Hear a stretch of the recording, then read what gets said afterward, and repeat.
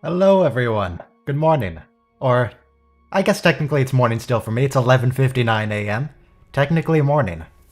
It's morning somewhere. It's morning somewhere. So, I was just checking my email right before the stream, and I mean, for the most part, I use Gmail because I'm not an animal. But I have an old Yahoo account I check occasionally, and I got this message when I went to check it. You're using an ad blocker. We're asking you not to, and it gave me a 15-second wait to check my email. Which that I don't generally want countdown timers and ads in my email inbox. That's not usually what I go for. Yeah, I don't know about that. Oh, I should probably start the timer. That seems like a good idea. So yeah, normal people don't use Yahoo anymore. Yahoo's kind of dead. But now it's extra. Now that gives me the last little push to switch all those old accounts that I don't really use anymore but are still on Yahoo and just move them over to Gmail. It'll be fine.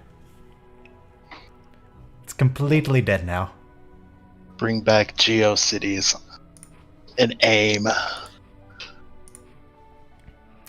So I had something else I wanted to do. I was gonna start the stream doing off like I was like, oh, welcome back to our Star Trek Bridge Commander playthrough, Part 4. We are commanding the USS Dauntless. Do people still use AOL email? Is that a thing? It was my hope that a chance to serve on such a vessel would come with my new posting. Probably.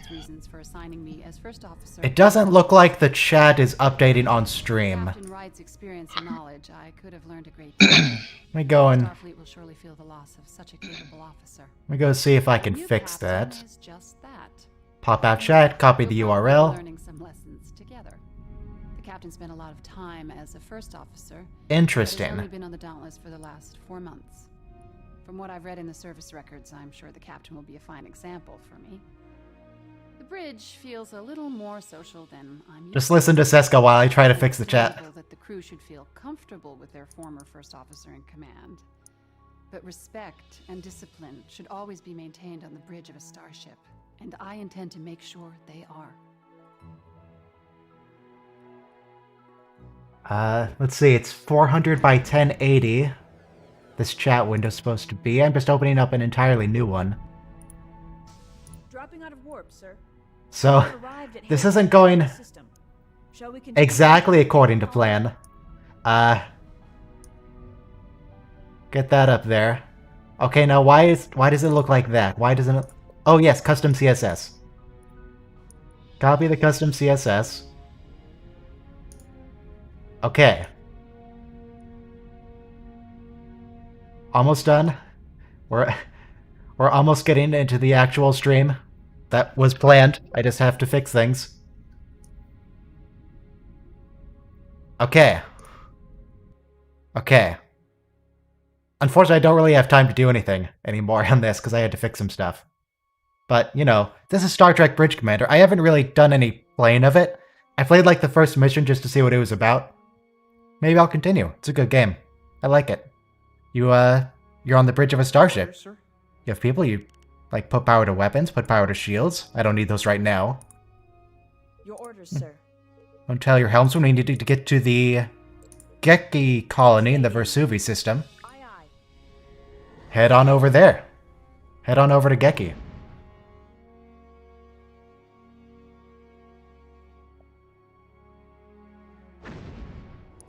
It's going okay. We have arrived at Vesuvi 5, sir. Standing by to establish orbit, Captain. Alright. Let's get rid of that. Exit program, thank you.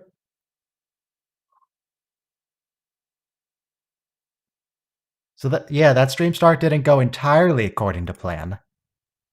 Not entirely. Alright, but the first episode today is going to be Evolution. That game was Star Trek Bridge Commander. Bridge Commander. It's pretty good. I recommend it. Yeah, I remember when that came out, and it was one of many of the similar types of games, like not like exactly the same, but like lots of control a starship and do things in a Star Trek universe games were coming out around that time, and none of them were very good. Oh god, now the chat is broken on the blurred screen because they're two different sources. Hang on. Nope, that's the custom CSS. I have 30 seconds to fix this. Okay, copy that. I remember buying a couple of Star Trek games back in the day, but they were all broken. Like they would either freeze and be unplayable or something like that. So, isn't there like a curse or something of Star Trek games, especially in the late 90s, 2000s? No idea. All right, hang on. Everyone press play in 4, 3, 2, 1, play. Yeah, they were all kind of. Good. The only like Star Trek game that I've played that was actually like genuinely good was, ironically, from the series that I like the least out of all the Star Trek series, the Elite Force game based on Voyager. It was a really good game. Oh god, now that it's a black screen again on Amazon on stream. Keep going. I have more stuff to fix. Disable hardware acceleration. Keep going. I'll sync myself back up. Oh, Wesley, the only problem you have is that you work too hard. That's his only problem. Sure. 100%. That's his only problem.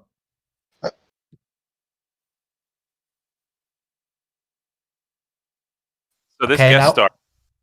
Who's guest star? Oh. This guy. They were going to make this guy an alien originally, but writer-producer Michael Piller wrote this extensive speech about baseball, and they were like, we can't justify an alien talking about baseball. So they why made not? I don't know why not. Baseball. It's dumb. It's a dumb reason. Yeah, that's pretty. You could totally make an alien fascinated with Earth sports and like have him talk about it.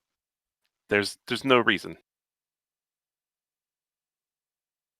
All right, it took a bit for Amazon to load, but now I'm back in. I did it. I fixed it. Yeah, there's a well, I don't think Captain, what was his name? Was it Captain Solok, the Vulcan from Take Me Out to the Holosuite? Mm-hmm. I don't think he loved baseball so much as he was just wanting to spite Cisco. I don't think he cared. But they also had a baseball team. They had a baseball team on Cestus 3, I think it was. Yeah. I don't know if that's a human colony or whatever, but someone else likes it. There's at least one human there. Yeah. Because we know Cassidy's brother, I think it was, is on the baseball team, so there's at least one human there.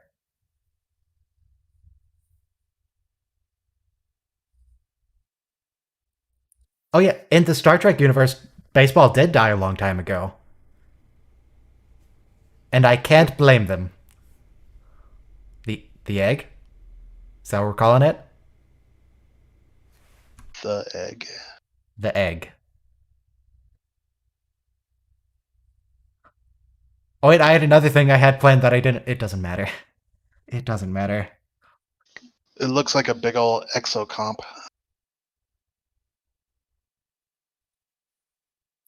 Alright, everyone's going for the dramatic shaking. That's always good. Okay. Captain... No, not Captain. Is it Dr. Stubbs? Dr. Stubbs? Yep. He's certainly doing some acting there on the ground. Well, that is totally an exocomp. They just reused that prop later on. That's almost certainly a miniature. I mean, hey, you gotta save money.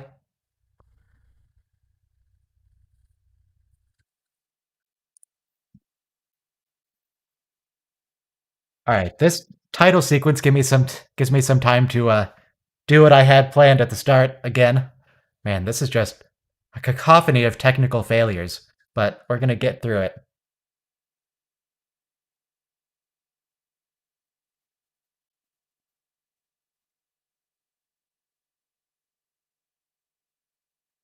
Let's see. I want to do a quick poll of how people watch these. There could be like on a DVD or if you have a downloaded file or something. It's on Amazon Video, CBS All Access. Nope, that's not what I wanted to press. Let's try again. Don't worry, I'm really good at this.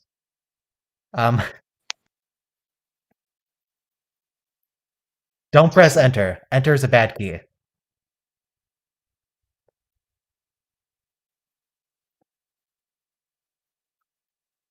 CBS All Access, Netflix, or Hulu. Okay, create poll. Post poll in the chat. There we go. We did it. Yay, did it. I didn't even know this was on Hulu. I think it is. I mean, I don't know. I don't use Hulu, so I'm Yeah, nobody surprised. uses Hulu except barbarians. Whoa. Who uses that service? Nobody, that's who.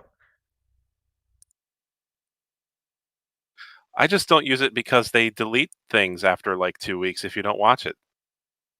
It's really bizarre. Weird.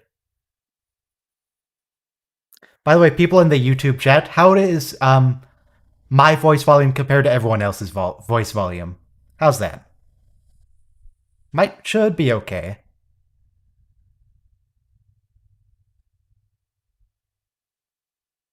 So I kind of missed the first 2 minutes of the show. What's the premise here? What's going on? Why Stubbs here?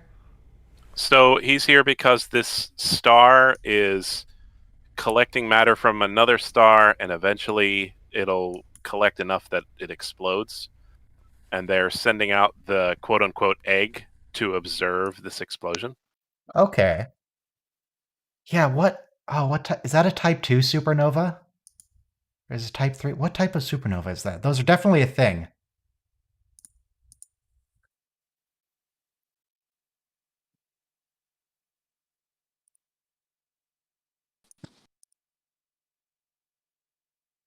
No control malfunction, you say? It's a bold statement, computer. There's always a control malfunction. It's probably because you let a 16-year-old fly the flagship of the Federation. That's probably why. It'll be fine. Absolutely anyone can fly this ship. It basically flies itself. What Disney Channel show is Dr. Stubbs from? Scrubs. Oh yeah, we went over this last week, didn't we? Isn't he the doctor from Scrubs? Like Yeah. He's one of. Yeah. I mean, there are lots of doctors in Scrubs, but he is definitely one of them. I assume so. He's like the manager guy. He's the grumpy one, I believe. There are lots of grumpy doctors in Scrubs as well. I if don't know. I recall haven't correctly. seen the show. I just know he's grumpy.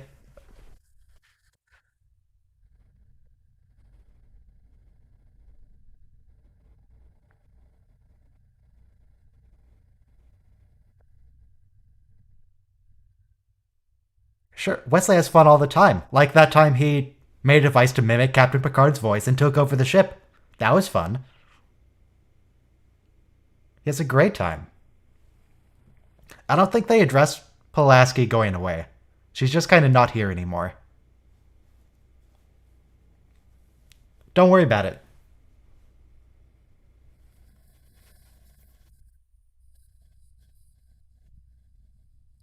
Something about this man, it looks wrong, him having brown hair.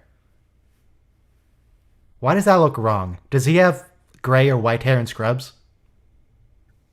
Possibly. I think Scrubs so. was probably a decade after this.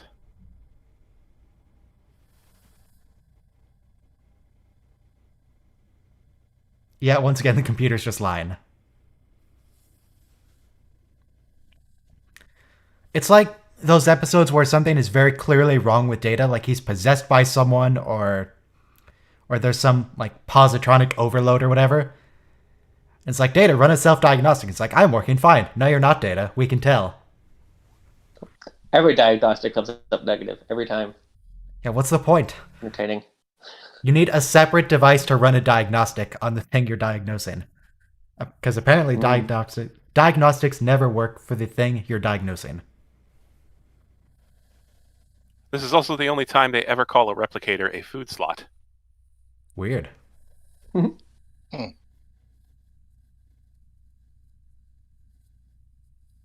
Oh, Wesley's 17. Is Wesley the only officer with a mother on board? I mean, they have families. On the Enterprise, I suppose.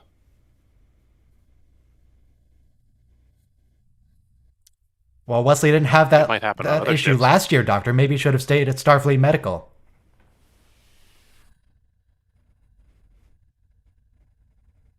Is Wesley still living with her? I think he is. Yeah, I don't think That's he has awkward. his own quarters. I mean, that would definitely make things more difficult for him. And why would he be living with her? It's Actually, not like come to think of it, I don't think doesn't- we ever see Dr. Crusher's quarters until he's gone from the Enterprise. no. We So, see like, well, I see mean, Crusher's quarters in Remember Me. We saw it before this. We see Crusher's Oh, quarters I in guess. Remember Me, and I think Wesley is still on the ship at that time. No, he absolutely is. He's the reason that she gets trapped in that bubble. Yeah, it's the doing his subspace bubble experiment, and it goes about as well as you'd expect.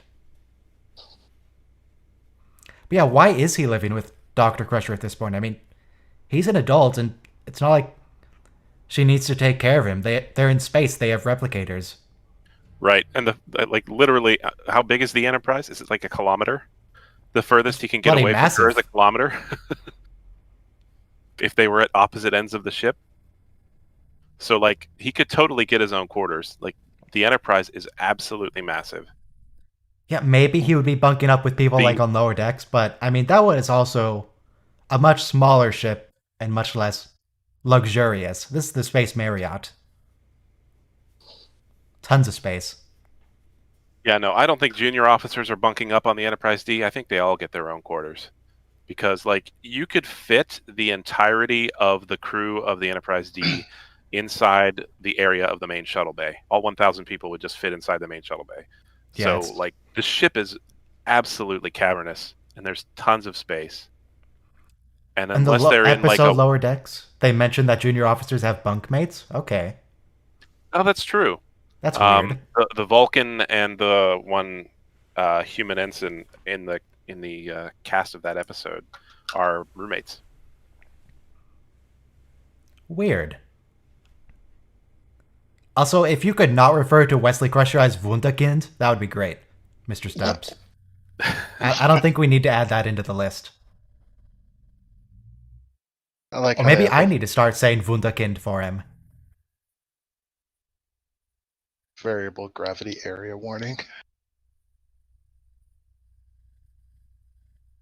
They changed the Vulcan's name in Voyager for the same reason they changed Nick Locarno's name. Because they felt like it.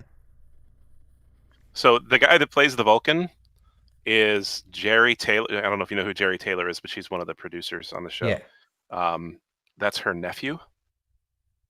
So that's why he got cast. Both in in Lower Decks and Voyager. He did pretty good, though. So I guess nepotism worked out. No, he wasn't bad. He wasn't bad. It's just a funny thing. Yeah. And according to Jerry Taylor, the backstory is that those two are twin brothers. Okay. People have suggested, I think the common belief is that there's an issue with royalties. They didn't want to pay royalties, though I've seen other people dispute that.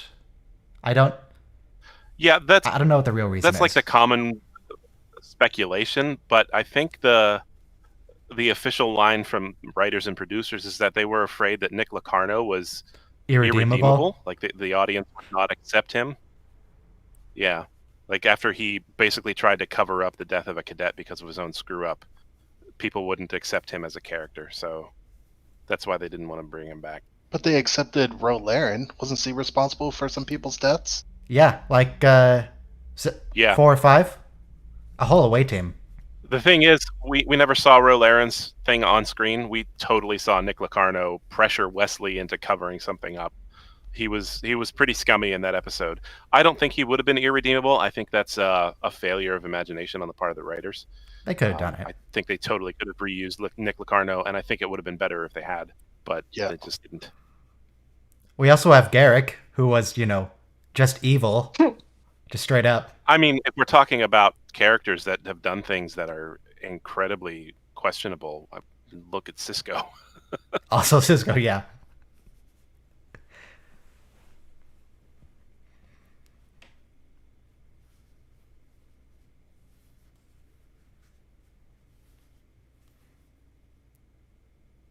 Okay, everyone seems to be wearing decent outfits this time. Nothing just awful, we need to point out, like with Kalar. Everyone seems okay. I'm not sold on Troy's outfit, but it's fine. Yeah, Odo is a big moral quandary as well. He's it's like they try to say, oh, he wasn't a collaborator because he helped the Bajorans, but like there is no he was a collaborator. line of thinking where you could totally justify that at all. Like, he collaborated with the Cardassians. There's that near the end of the series when the Cardassians were trying to make Kira angry, like goad her into like punching him or something. Yeah. It's like, oh, and what do you think? What does Odo think happened to those prisoners he sent us? It's like, oh, I expected them to be treated fairly. Did you really, Odo? Yeah, the Cardassians are fully aware just how awful they are. Yeah. And when they say, Odo sent people to us and said they were criminals, what do you think we do to those people? We're not Odo exactly totally in prison. Odo knew what was going to happen. Kind of culture. Yeah. Still love Odo, but he was totally a collaborator. Definitely. I mean, there's that one episode where they end up in his brain, and you see him standing over the 3 prisoners as they're executed in his memory. Yeah. He was there.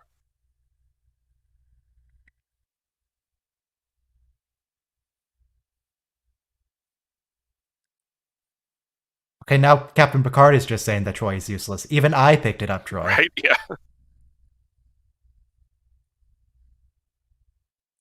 You can't give a crew member magic psychic powers because then you have to explain away why they aren't useful. You can't have them solve every problem. Should have had Troy just be a regular counselor. Was like good at reading body language or something. Or maybe she is. Maybe she's lying about being psychic. That would be funny. I mean, she's not a full Betazoid, so she's just an empath, but like every time you see a full Betazoid on any of these shows, they are either a guest star or they're killed. Like, there was the full Betazoid that was with Judge Sati in the upcoming episode Drumhead. He's a guest star and he just goes away. Lon Suitor is killed. Loxana Troy. Yeah, Lon Suitor's killed. For other reasons. Loxana Troy is always a guest star. There was I don't know the if you Tin Man remember this, but in the Betazoid, premiere of him, he goes away. In the premiere of Voyager, the officer sitting at the helm was a Betazoid woman, and she was killed in the pilot. Yeah. Okay. So like they watered down Troy so that she's not completely OP. 100% telepathic. Yeah. And every other person who shows up on the show that could be telepathic goes away. It's just too powerful. You can't have that in your hard sci-fi. It doesn't work. Any other time that that a hard sci-fi show uses a telepath, there's always some kind of strict control system over them and laws that forbid them from just casually reading minds. Like the Babylon 5 telepaths are like that.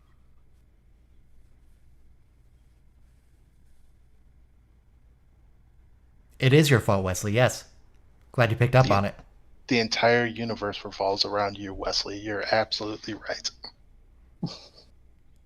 He is the Wunderkind. Yeah, we know what nanobots are, Wesley.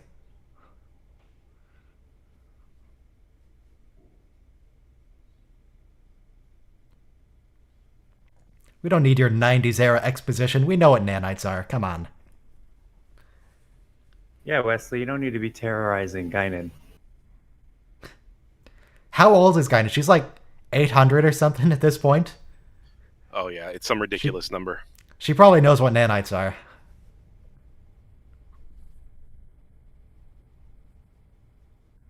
Though this is kind of like Wesley making nanites as a school project is kind of like crewman Daniels in Enterprise making time travel machines in high school.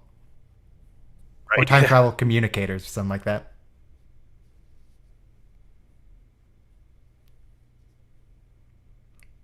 You say that, Wesley.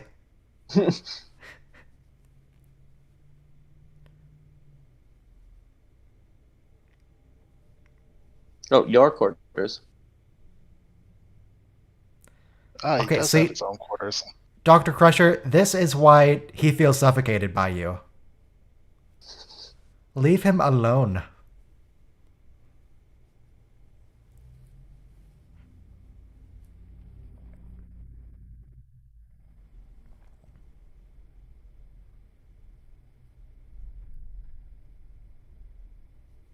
A good grade with the sentient beings he created. Also, what's with the back of Wesley's pants? Why did they have a flap in the back? Waste extraction. But they what? Okay.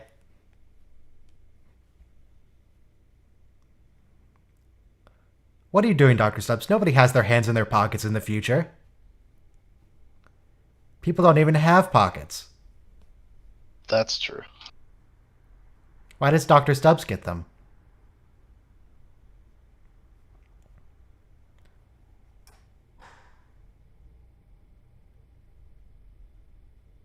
Oh, there's an outtake here with Brent Spiner just completely failing to say his line and just laughing.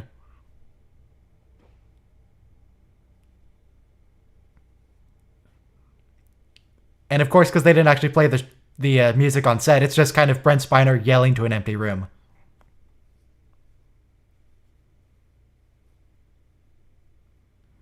Wow, that's a little extreme. I mean, hey, the music was annoying. Did that include life support, by the way? Exactly. The consoles are still kind of working. Wow, their power shutdown systems are really messed up. The consoles are just flickering. It's like, oh, I can't turn off my radio. Burn down my house.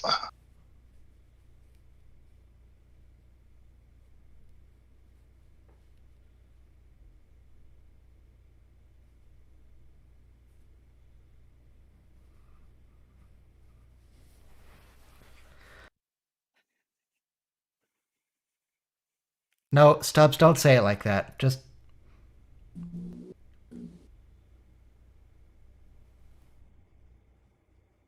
Oh, maybe I'm wrong that that was a miniature because they're totally standing next to it right now.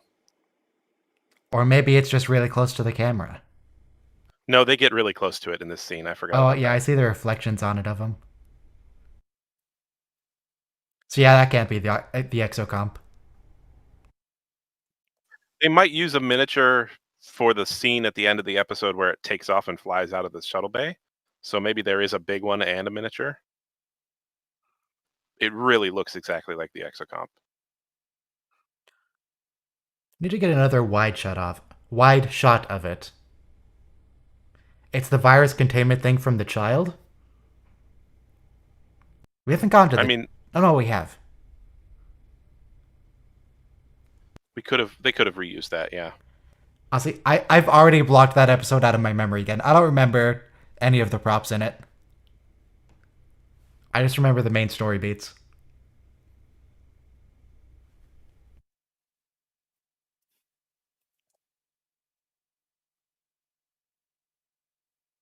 Dr. Stubbs, your reward to yourself was daydreaming?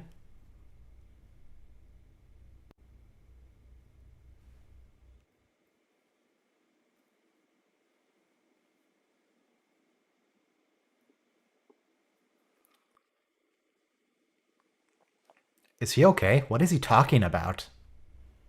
I love how all of the scientists like him kind of have the same mentality. You remember that terraforming scientist on the DS9 episode? He was like real grandiose and that sort of thing. Oh, yeah. They all have that same kind of attitude.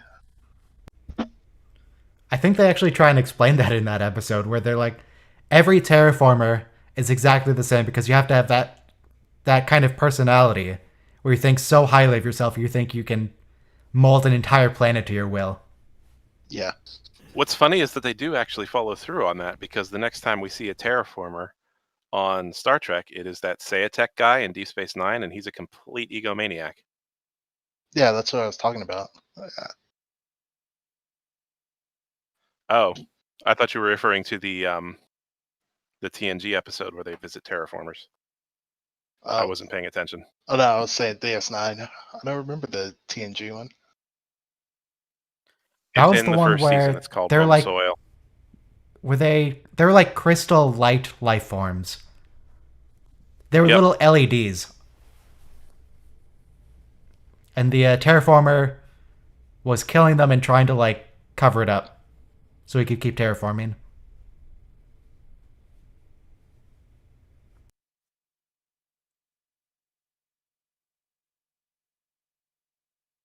Yeah, the crystal and entities terraformer, that's true. Completely changes the surface of worlds. Okay, so we're kind of addressing how she was gone the last season. You're not even my real mom.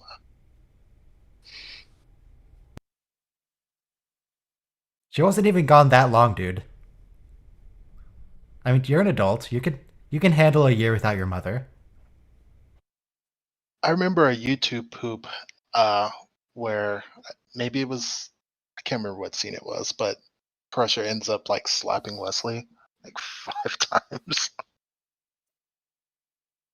Oh yeah, that.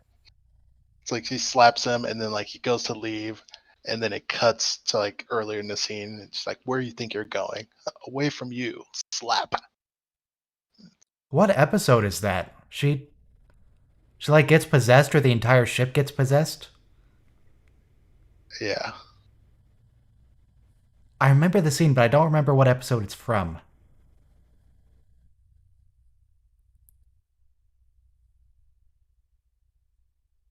It evolves very well, thank you. Yeah, see, it really is all about Wesley. The entire universe. So she slaps him in the episode Sarek, and it's because Sarek is having trouble keeping his mind under control and he's telepathically affecting people. Right.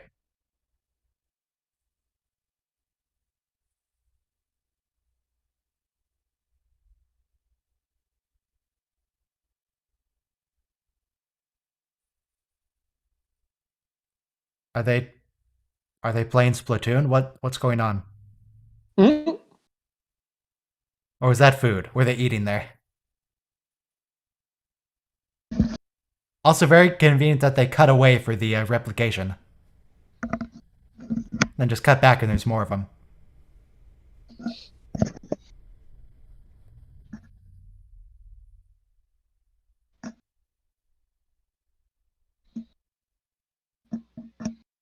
Is that a circuit? Do they have cameras inside their circuitry? What are we looking at?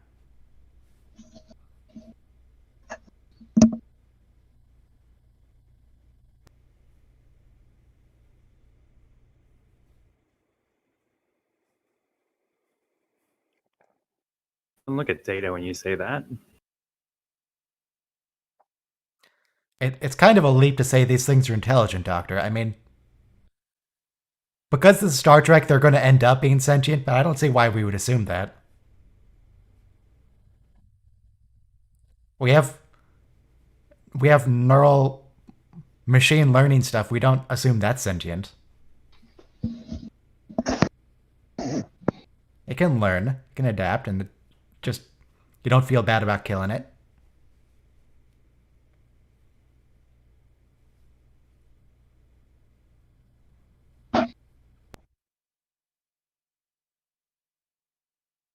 No, we totally can, Captain. Yeah, We can absolutely exterminate it. Yeah.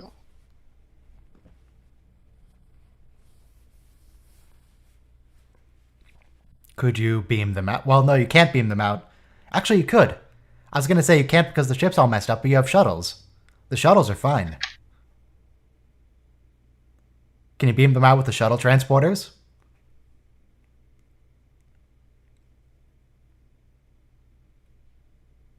Or do we actually even have transporters in the shuttles because this is so early in the series and they're still trash?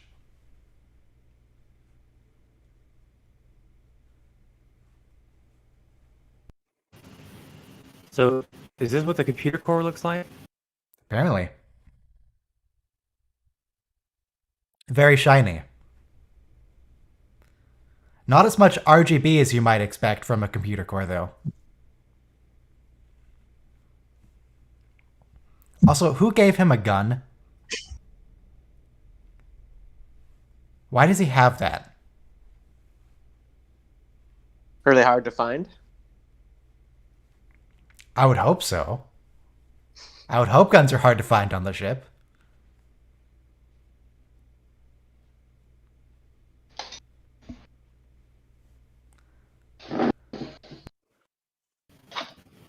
Oh great, now what are they going to do? They can't open a window.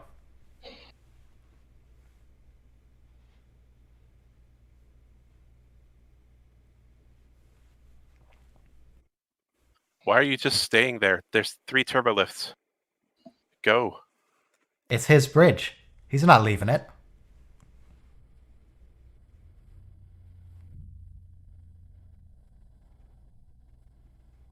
Now can we exterminate the nanites?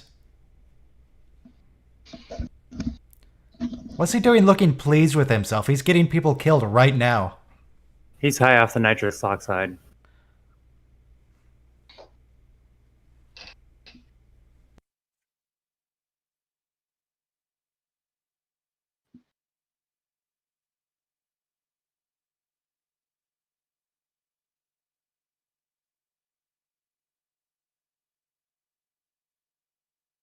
And if you can prove those things are intelligent, you can still arrest him. Also, you can probably still arrest him anyway. I mean, it's your ship. You can do whatever you want. But, I mean, he also just fired a weapon right next to some people. That's probably against the rules.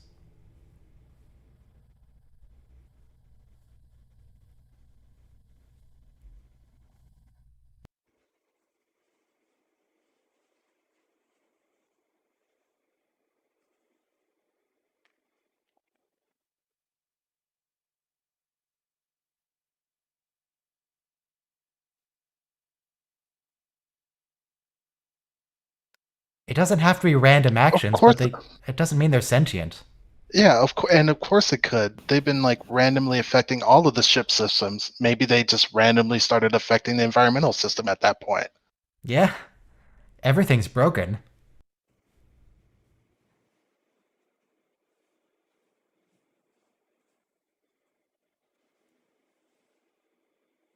Okay, apparently the nanites are over the genocide. No, they're just happy that Picard told them to confine Stubbs to his quarters.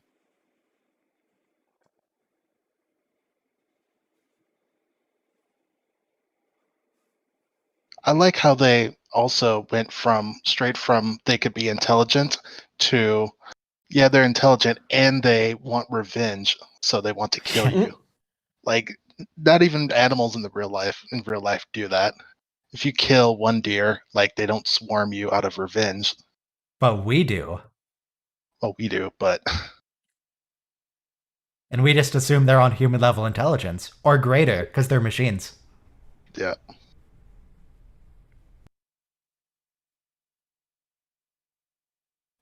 Revenge is very high level cognition.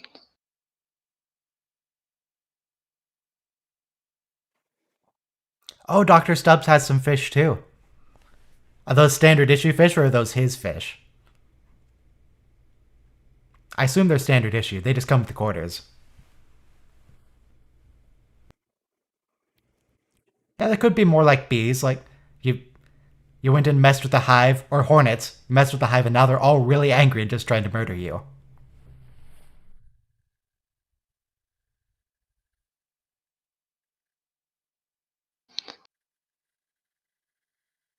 No, Stubbs, leave her alone. She doesn't like you, Dr. Stubbs.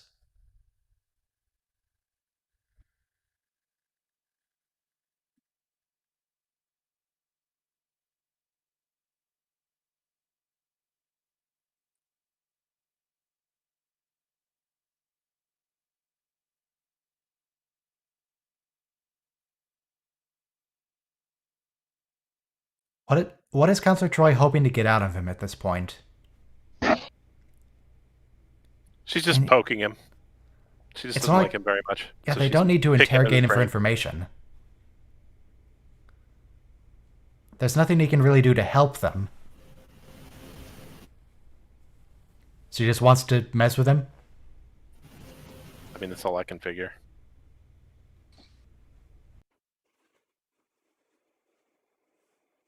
We I just guess need to it's give him a chance to redeem himself in the episode. A few chances. Yeah, I guess instead of throwing him in the brig, they just give him some counseling. I mean, yeah, you killed a whole bunch of intelligent beings. But have you thought about what you did? Socks! More socks! Okay. Those... Dr. Stubbs is not part of Starfleet. Those are not black standard issue socks. They look comfy though. They do. They look warm.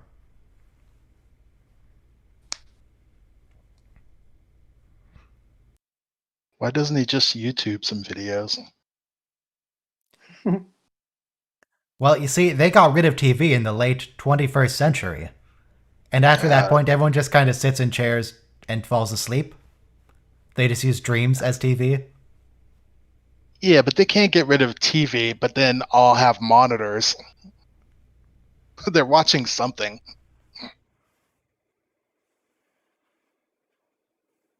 They still play electronic games, too. They just...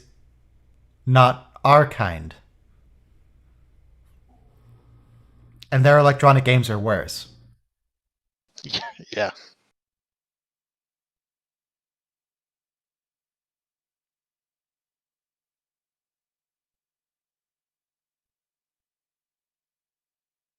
You could send Dr. Stubbs out in a shuttle.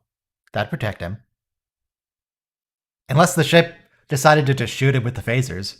They could probably do that. Oh, that would solve everything.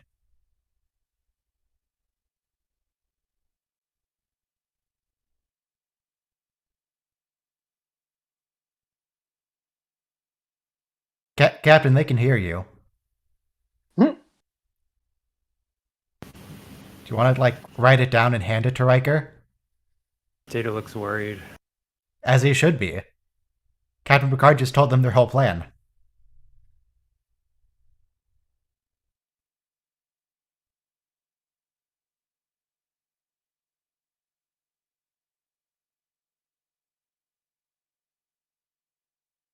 Okay, but what are they saying? I'm afraid I can't read binary just off the top of my head, Data. I need you to interpret.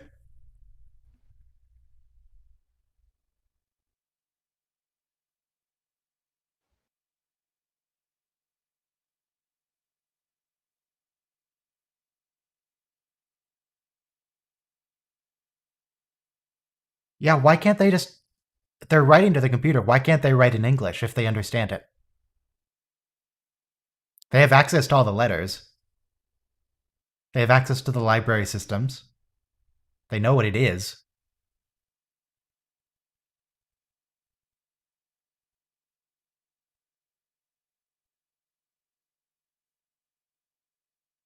Is an apology good enough if you kill thousands of people?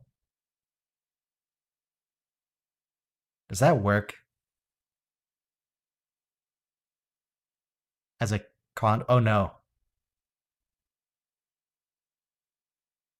Is Data going to inject himself with nanites? That is a terrible idea. That...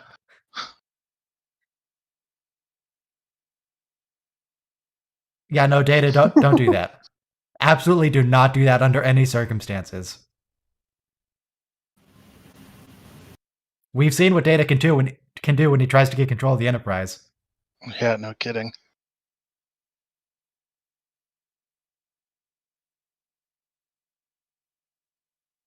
Can't they just talk through the computer? They're already doing that.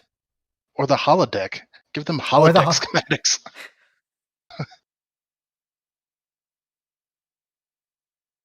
You mean the answer is 0-1 or 1?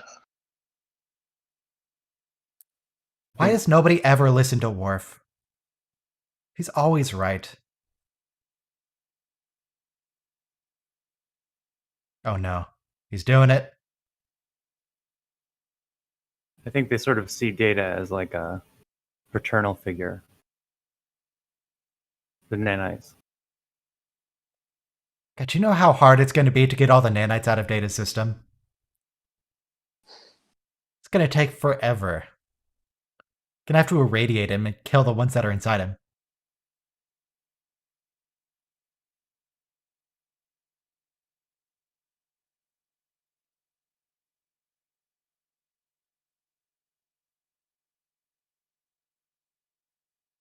Now, do you think Data's just gonna suddenly turn to his left and snap Dr. Stubbs' neck? Did the nanites have eyes? And how do they determine what's strange looking? Who? No, don't worry about it. That's how. Yes, ugly bags, mostly water.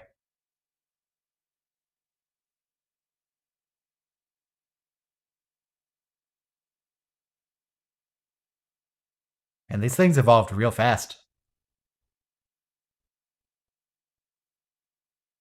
They went from basic replication to just people in less than a day. Alright, kill him, Data.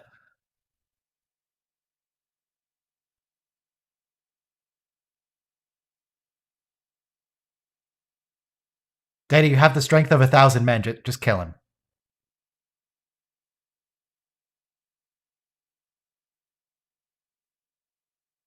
No? He's cool about it?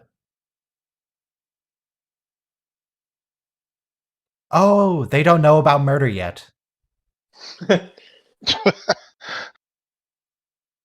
Well, then they didn't try to murder him and murder the crew? Oh, I'm sorry. They understand murder. They don't understand mercy. Gotcha.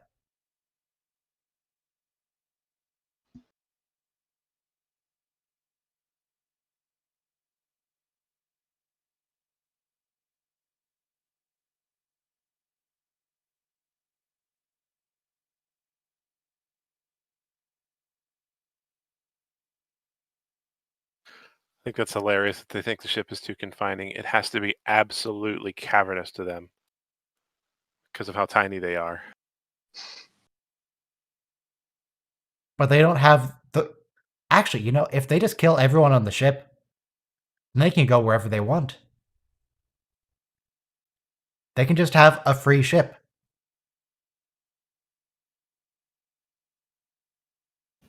No, I don't think that's an exocomp. That didn't look like it to me.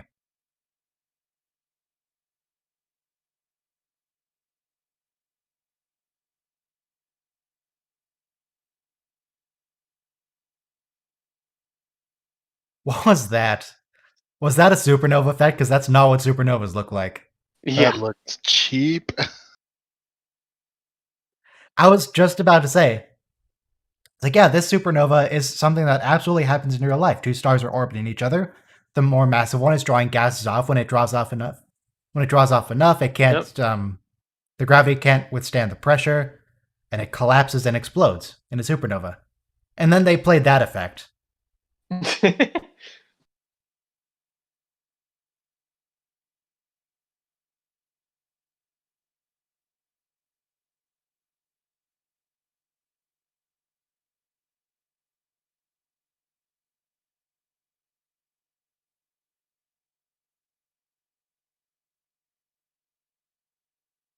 I still don't know what species of listeners actually means.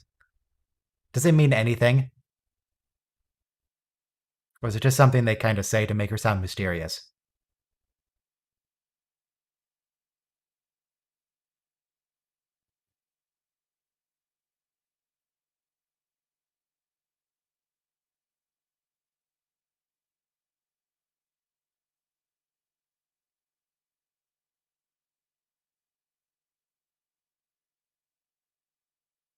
That doesn't make it better, Beverly.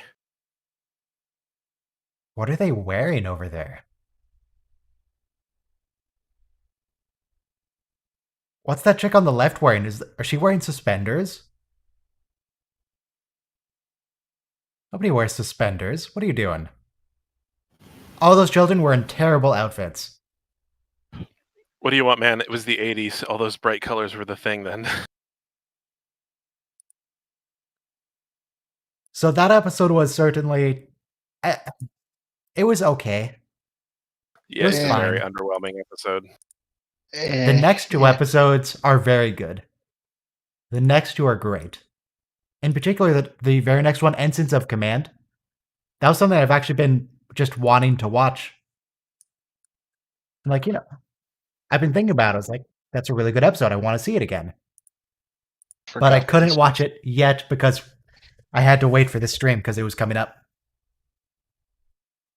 So back in the early 2000s when they were just putting all of these shows on DVD, I found 2 episodes that I had never seen in syndication or on live television.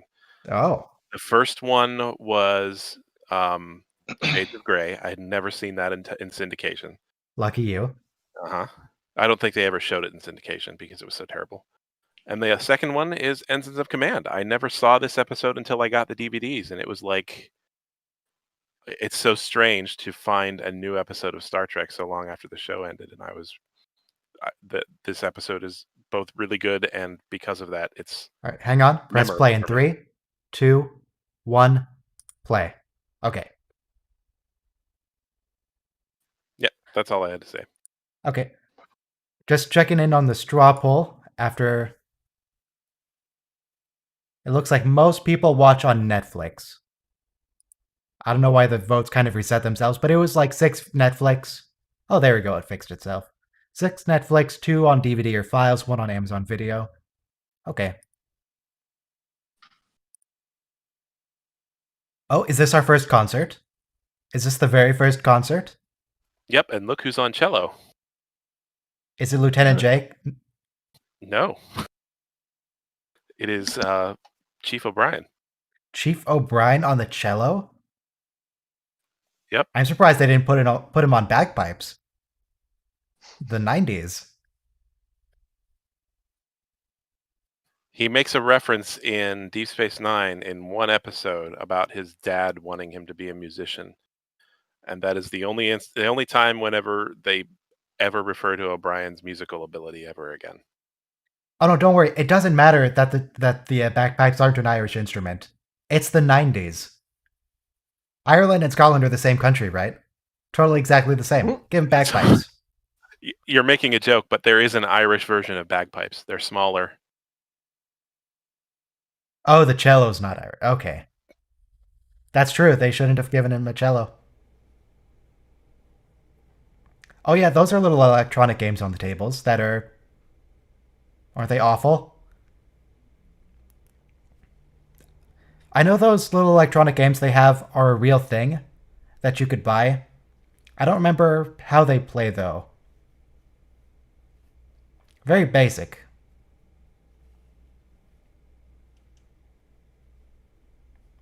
Yeah, maybe got rid of the cello to make room for the Alamo model. Took up too much space.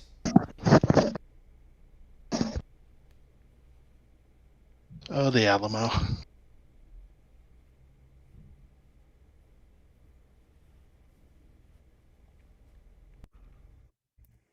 And I really like the Alamo parts. I especially would have liked it more if Worf joined in, because he seemed actually interested. It was just too prideful to play a game. Yeah, even though he that plays would have games been all good. the time on the holodeck. That would have been good.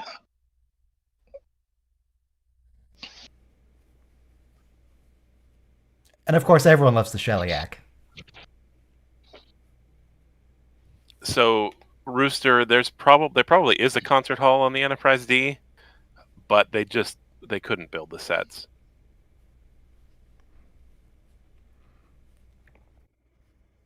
Also, if you want to see bagpipes, the Shellyak kind of look like bagpipes. Okay. So what kind of dog is that?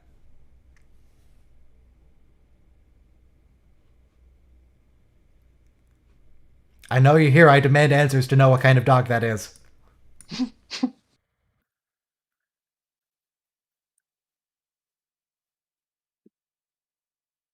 I guess we're not getting an answer today. It sounded like a larger, not a very large dog. It sounded like a mid-sized dog. I'd guess a lab. Any thoughts?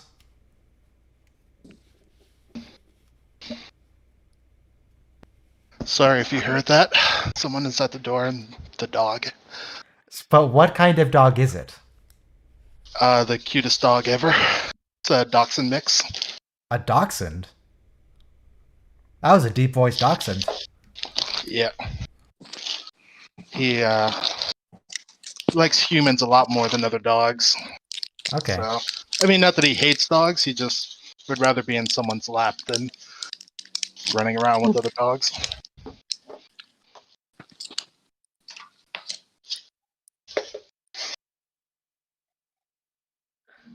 So let's the title for this episode, The Ensigns of Command. I don't really understand the title. I looked it up and it said it was a reference to some poem, and that ensigns in this case refers to like a symbol. So it would be symbols of command, and this is Data's first real time he's trying to be commanding. He's new to it. Yeah, it's not just a rank. Ensign is actually an archaic word for insignia. Like a flag. Yeah. Though, if that's the usage they're going for, I'm not sure they want to use that context in a sci-fi show with ensigns.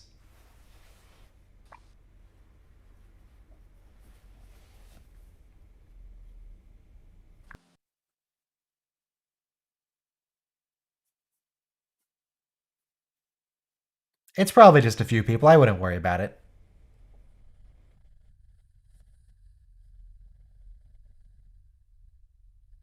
Wait, they're inoperable, or you just can't transport from the planet? Are they actually broken now?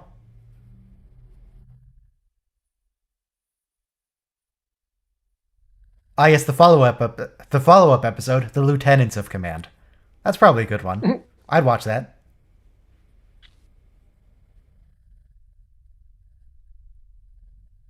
That would be an episode for Lower Decks. It would be a second contact mission.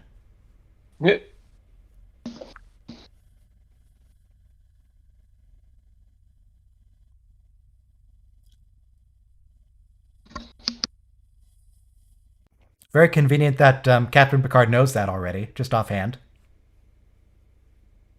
He knows a lot of information about Data.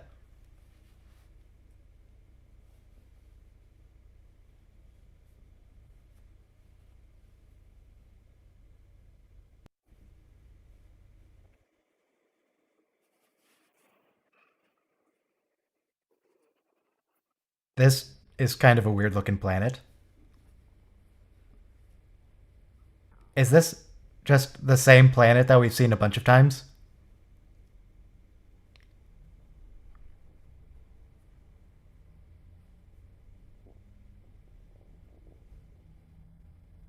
Also, are we entirely convinced that the hyperonic radiation will not affect Data?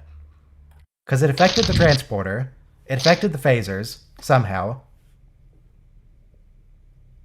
It clearly has some kind of negative impact on electronic devices. I'm not sure this is safe for him. So later in the episode, he does use one of his components to make the phaser work. So yeah, because something about Data is different. Though it only messes up the phaser's like targeting. The phaser will still fire, it just goes off in kind of like a random direction. And the tricorder still works, apparently. Or maybe it doesn't, and that's why he didn't see these people come in.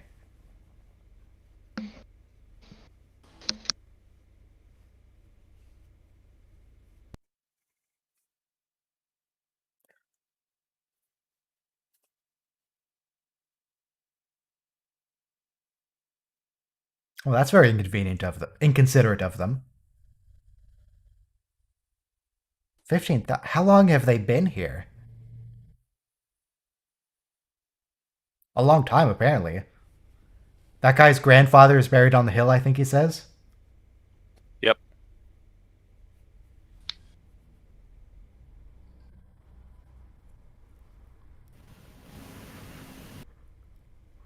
So did they time travel back in time, like Voyager style?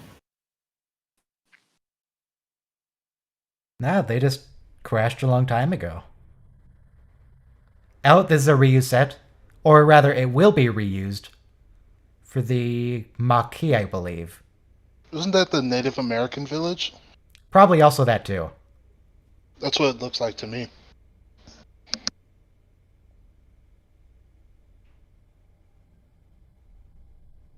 Of course, they have that giant aqueduct going over to the mountain.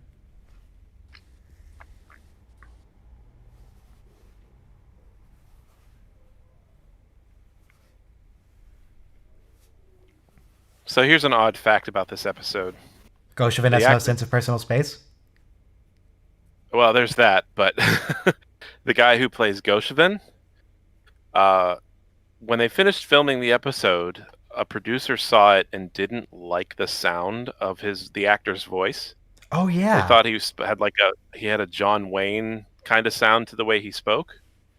So they hired another actor to dub over his entire dialogue in this episode. And when the actor who played Goshevin found out, he said, "Take my name off this show. I didn't act in it." Yeah, I think I did read. It's a good dub job. It's hard to tell. But yeah, that'd probably be pretty insulting for him. It's like, no, let's just undo all the work you put in for this. Well, a good dub artist will watch the acting carefully and imitate it. And so I think that's where he's coming from. He's saying he imitated the acting in his voice dubbing. Yeah.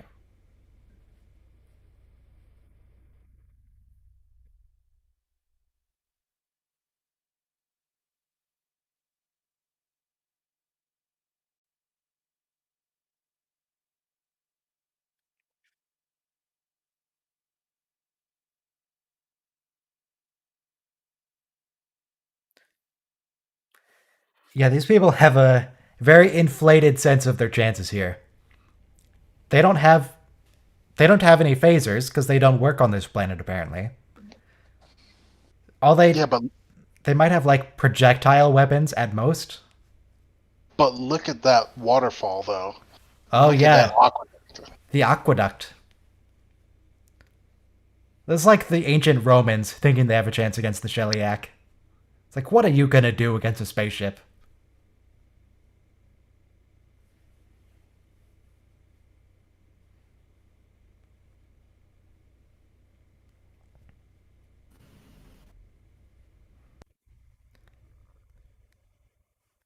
But that means by definition you're the most incredible android, Data. That still counts. It still works.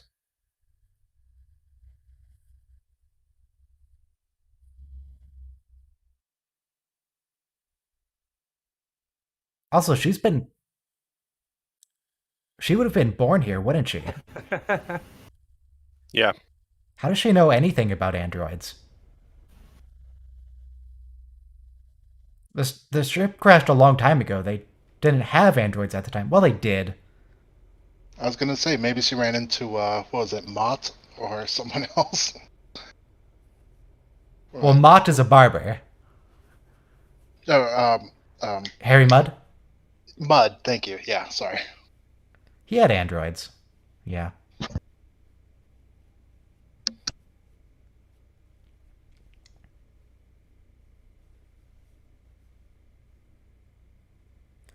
Oh, and we didn't point out, they actually have good uniforms now. Last season, there were still the awful no-collar things. These ones look pretty good. Riker's beard is fully grown in. I mean, the men have good uniforms. Yeah, Troy. Well, the women's uniforms as a whole are still like the full spandex thing. Oh, that guy. It's real crappy. Yeah, both those people in the background have the awful ones. The guy's bad one too. Yeah. But, the main crew have good uniforms. That's what matters. Yep, those two people at Con and Helm both have bad Yeah. uniforms.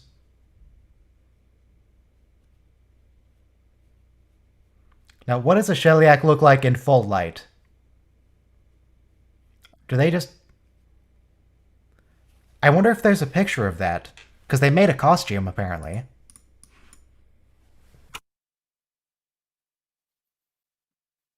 I'm gonna look up a costume. See if I can find what they actually look like. Also, hang on. This is the same voice actor as Armis, isn't it? The oil slick monster. Maybe. Sounds like him to me.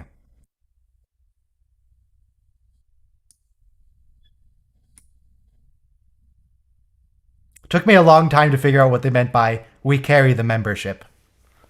I'm pretty sure that just means they have the colonists. The membership is the members of the ship. Yeah. Members of the Federation.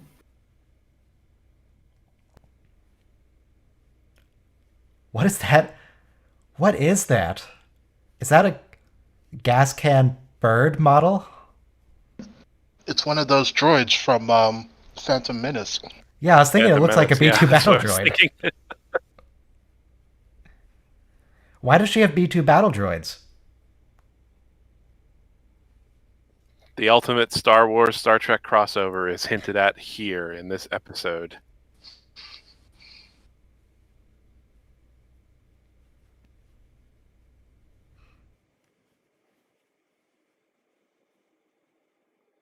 I don't think that's a computer data. I think that's just a sculpture.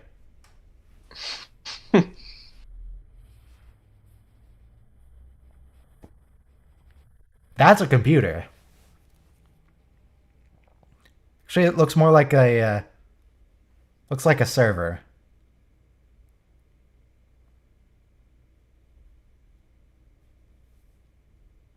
I assume she pulled off all that stuff from the ship. Or her parents pulled all that stuff from the ship. Yeah, I never really looked at what she actually has here. She has just an insane array of stuff.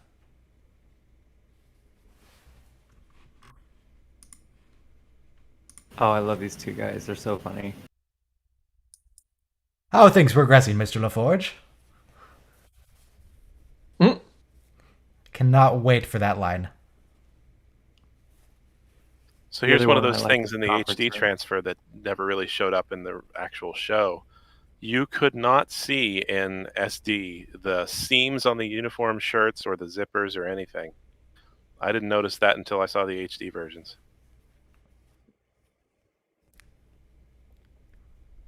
Huh. Yeah, I guess you can replicate that feeling by watching Voyager. No scenes there. It's very blue water. Why do they have LEDs in their water supply?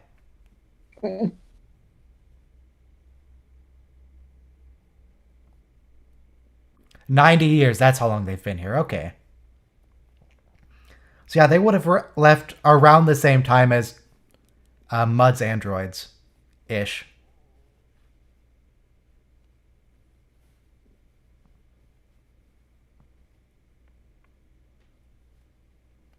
Yeah, but Goshevin, if you leave, you can get a better colony with technology and a brand new aqueduct. And a brand new grandfather if you play your cards right. Yeah.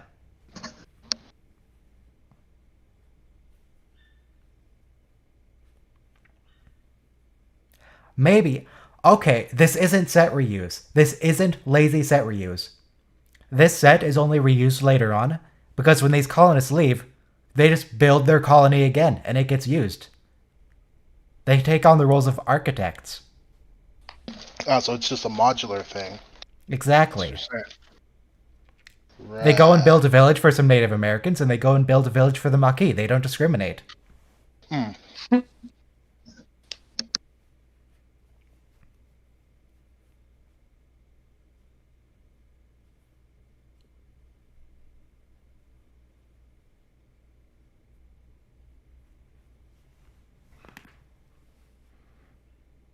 Starfleet has always just been useless. No ships anywhere.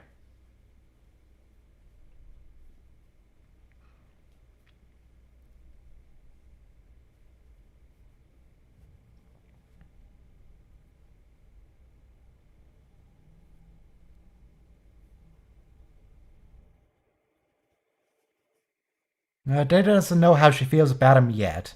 He'll figure that out later. He will understand.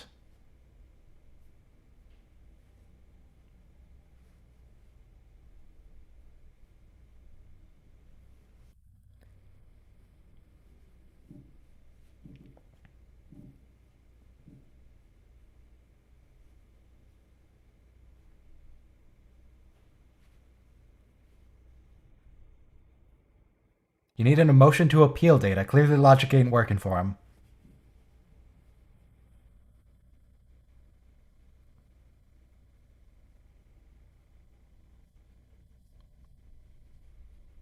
Some sort of passive resistance. I don't think the Shellyak are gonna let you go for passive resistance. I think they're more likely to, just murder you.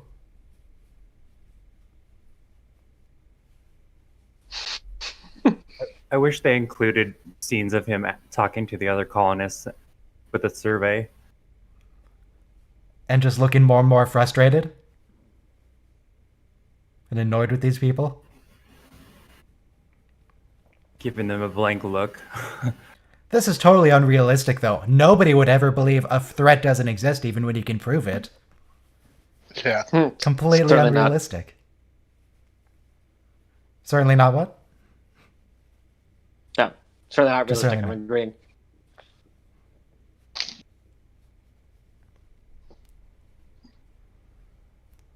Yeah, we're not allowed to claim a lot of things as unrealistic anymore. We're allowed to claim things as stupid.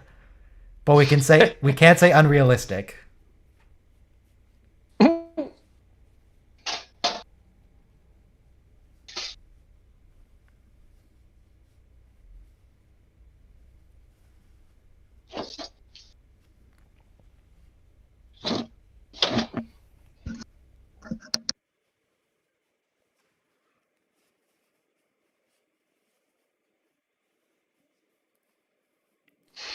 Also, I don't think that's actually a thing people do. If some guy you just met tells you he's having a rough time, I don't think you just kiss them. I don't think that's a thing.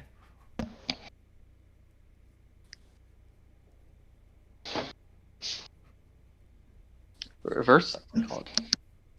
Yeah, does Data go around kissing people when he thinks they need support?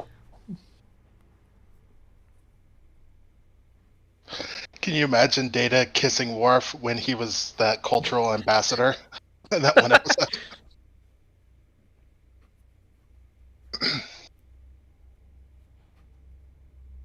You really can see the seams in the uniforms. Oh, here's the scene I've been waiting for. I think. Yes.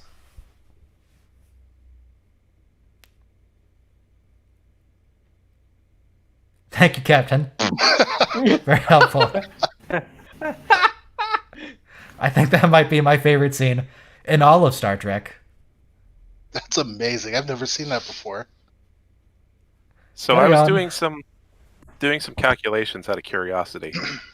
If they have 15,000 people at this colony, presuming that they had some difficulties starting out because of the radiation, Sure. using the typical population rate of growth for humans, in order for them to have 15,000 people in 90 years, the rough estimate of number of people who would have had to have been on the Artemis, the colony ship, is 7,000. I don't know, that doesn't seem unreasonable for a colony ship. It had to be a big ship. Because, like, later on we find out that the Enterprise D in wartime is capable of carrying about 6,000 troops. So, like, it had to be bigger than the Enterprise D, and it had to be completely devoted to habitation. Yeah, Colony ship. Yeah. The Enterprise D has a lot of space used for other things, though. Colony ship, you could really just pack people in. You don't need to give everyone these big, spacious quarters. True. And I guess stasis is a thing in this universe, so they might have been able to do something like that. But wow. That's a lot of people to put in a ship. Yeah. Under normal circumstances, starting with 7,000 people would end up with about 18,000. But like assuming the hyperonic radiation killed off a bunch of them, I just fudged the number of initial people instead of fixing the rate of change, Yeah, because that's fair. I wouldn't know how to do that.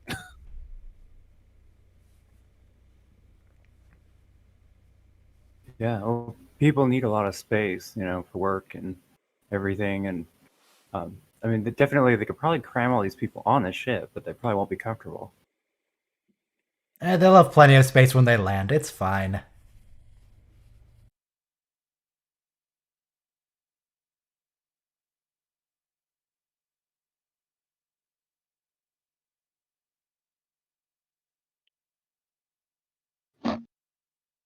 How are you going to fight the Shellyak? You don't even have real weapons.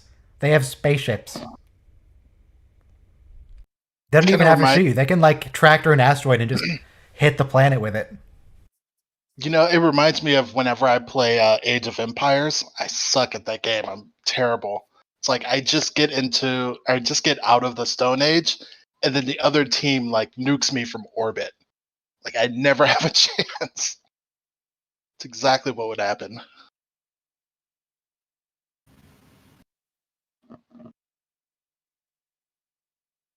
Yeah, it means surviving, Goshevin. It's going to turn to dust anyway when they bombard the planet.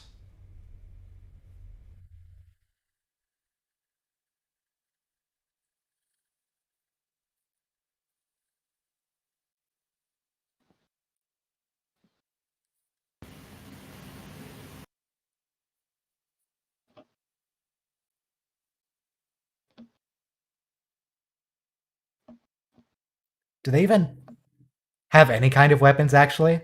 Do we see weapons later on? Ooh. Yes, I think they do. when Data goes to destroy the aqueduct, to destroy a little pool that leads to the aqueduct. Right. Someone rolled a higher charisma roll than Data. I'm To be just fair, rolling Data's forward to charisma see. stat is 9. Yeah. Is it as high as 9? Maybe. I mean, it's still Brent Spiner. That's got to give him a bonus. The Spiner bonus. 9 is probably actually a bit low, considering, because sometimes Data's complete inability to comprehend what's going on is actually charming. Should we give him just a 10? Just a flat 0 bonus?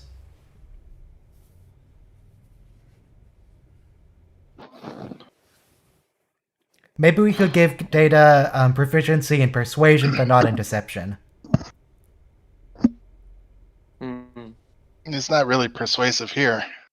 And then give him proficiency in persuasion, nothing to deception, and then give him a low charisma stat. So his persuasion is pretty good, but his deception is actually very low. So I was thinking the opposite. I think his deception would be better because he has the best poker face ever. But he sucks at poker. Yeah. But his deception is high.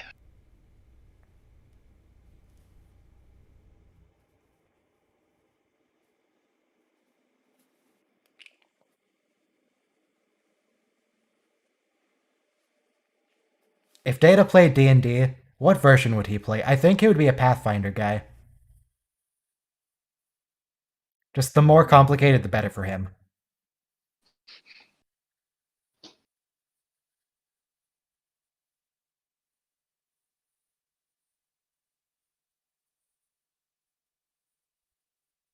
Also, would Data maybe be better used going over the contract? He can read the whole thing. Yeah. Either you get the 3 weeks, and these people are fine anyway, you have plenty of time to convince them. Or you don't get the 3 weeks, in which case there's nothing you can do about it, they're dead. Just bring Data up. You can go down later. I mean, they have to do it on their own, and so, Data would have to actually, a computer could summarize it for them. Anyway, I don't want to interrupt the lines. You guys got to listen smart.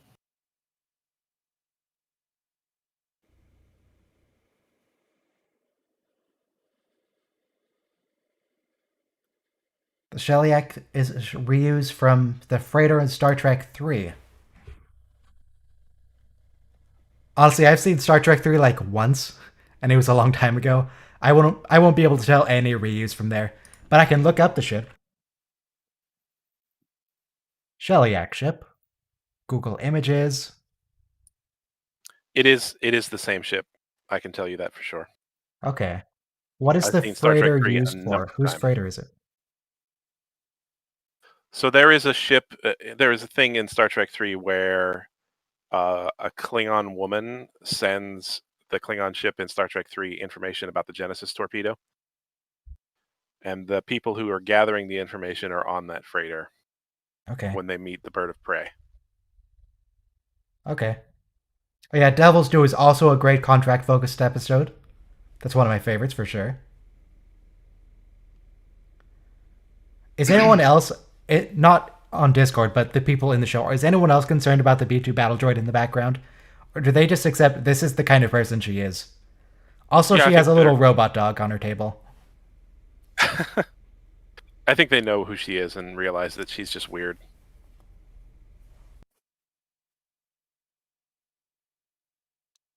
She could have a YouTube channel about making robots. People love those. Did she just swear on my Star Trek? She's not allowed to do that.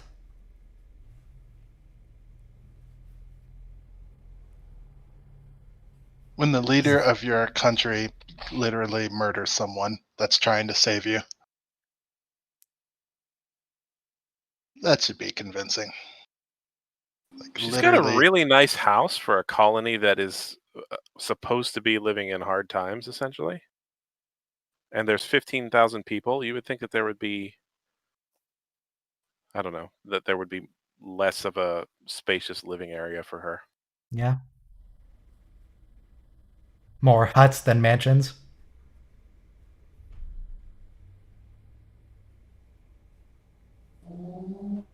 I guess they don't really have anything else to do anymore, so they just kind of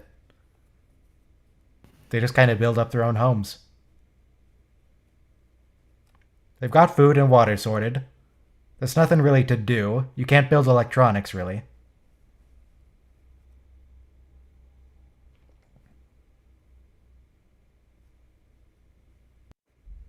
Okay, so that's what the Shellyak look like in light. They just... Well, I mean, they kind of look the same. To me, Do they have look a like face? birds. So that's clearly some kind of cloth. That's not their skin.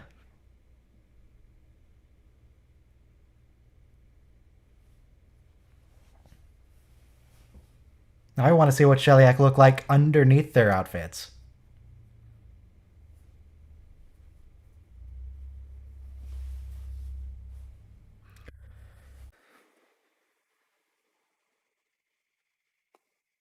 Ooh, I would love the Shellyak versus Ferengi episode. The contractual episode, not a space battle episode. Right. A contract battle episode. I'd be down.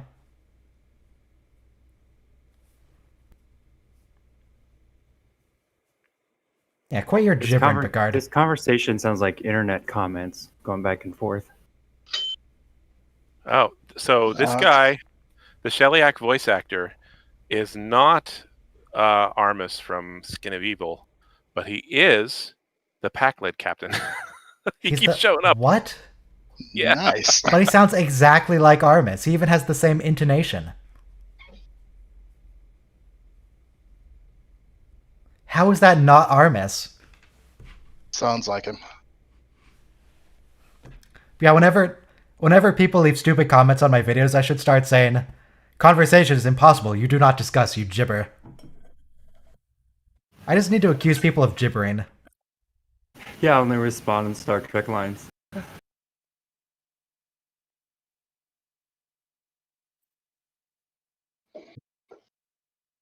It's a gun.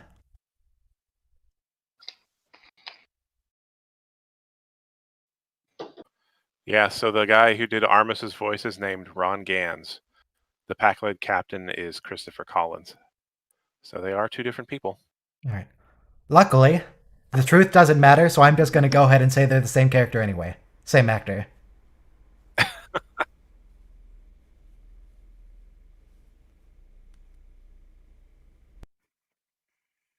Yeah, a lot of people in the comments seem to take a lot of things personally.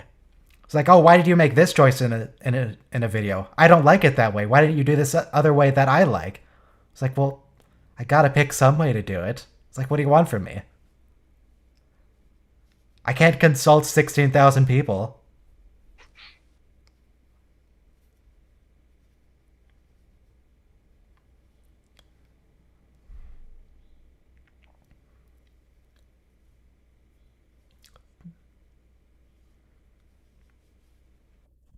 Just yellow alert, not red alert? That model of the Enterprise D looked off. Hopefully we get another shot of it. I wasn't paying attention to that. I'm looking back in the, just the preview. It does look like the neck is too long.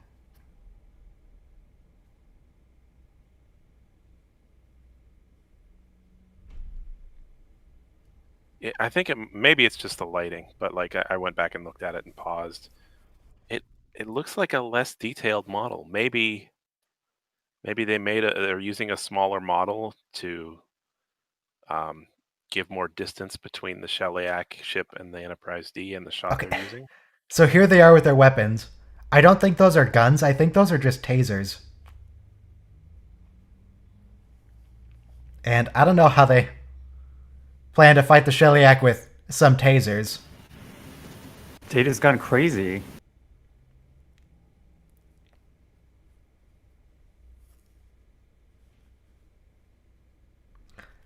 Hey, hang on. Goshavin's not holding a taser. He's holding oh, it's some kind of like a spanner or something. Is it a hyper spanner or is that a Star Wars thing? Those stuntmen earned their money that day. They really threw themselves. Yeah. Also, how did that shot destroy the entire aqueduct? It was made of rock. What were those explosions going along it?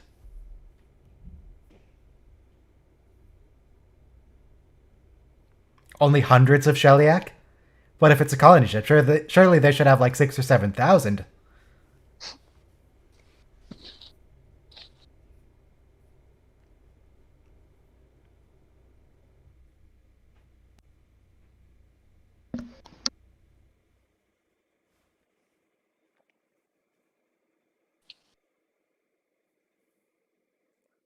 So I'm looking at those clips on Goshavin's jacket. It looks like the clips are meant to actually like close the jacket.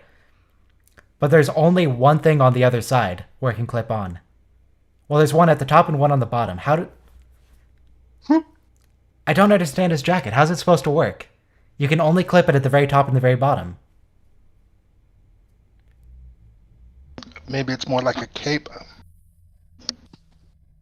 So there's something here that nobody really mentions. Data just destroyed that aqueduct, presumably the primary source of their water. It's going to take 6 weeks for the Federation to get enough shuttles here. Well, it seems to still be Isn't working. it? Like, or no, I'm sorry. It was 3 days, maybe. 3 weeks. 3 weeks, 3 days. I don't know. It was a certain amount of time where they were going to need water for a lot more than just a little bit. They can still shuttle down some, like, Evian or whatever. I guess. Send him down a replicator. If those work in the hyperonic radiation.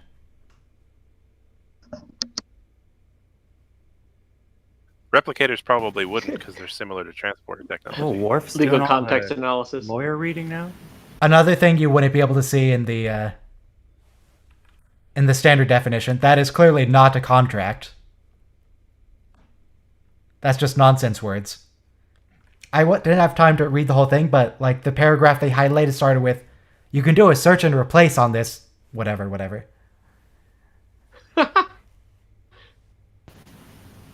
After this, I'll go back and get a screenshot, and we can pull that up. All right, everybody pay attention. Everybody watching, not everybody talking. You guys are fine. Yes, I have very good words. Not a contract, just nonsense words. Very good words.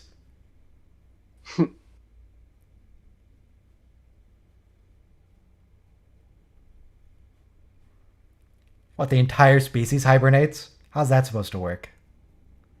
In 6 months? The entire species hibernates for 6 months? I'm thinking Picard just made this up.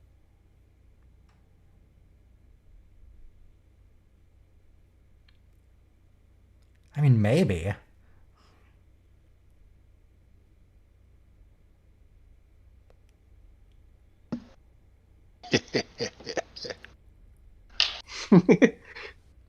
Did Picard just swear on my Star Trek? He's not allowed to do that. How dare he?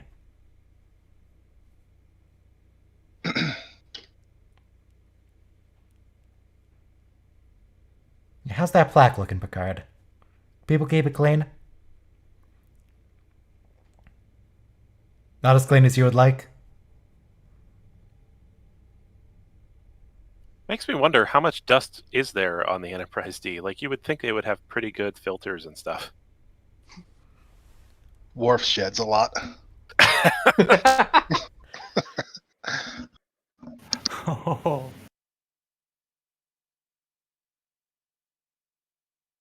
Yeah, was that part actually in the script? I think I remember reading that that wasn't scripted.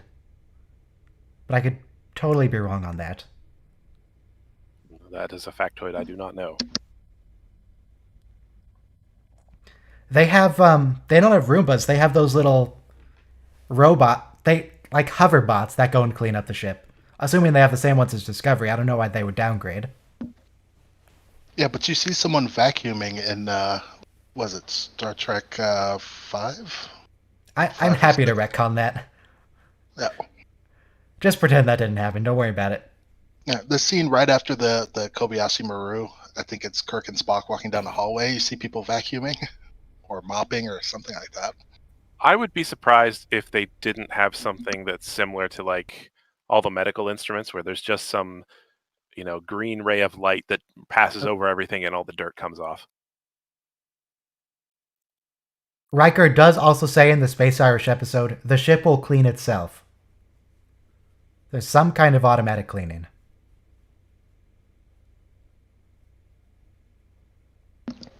Exocomp Roombas. That's like the You Pass Butter robot in Rick and Morty. Sorry to interrupt. The irony here is she doesn't understand him. Sorry, could you say that again? So he is saying when he says he'll remember every detail, he's trying to express his feelings, and she's not picking up on that. Because, in my opinion, he experiences feelings, but on a much smaller scale, and you can see that.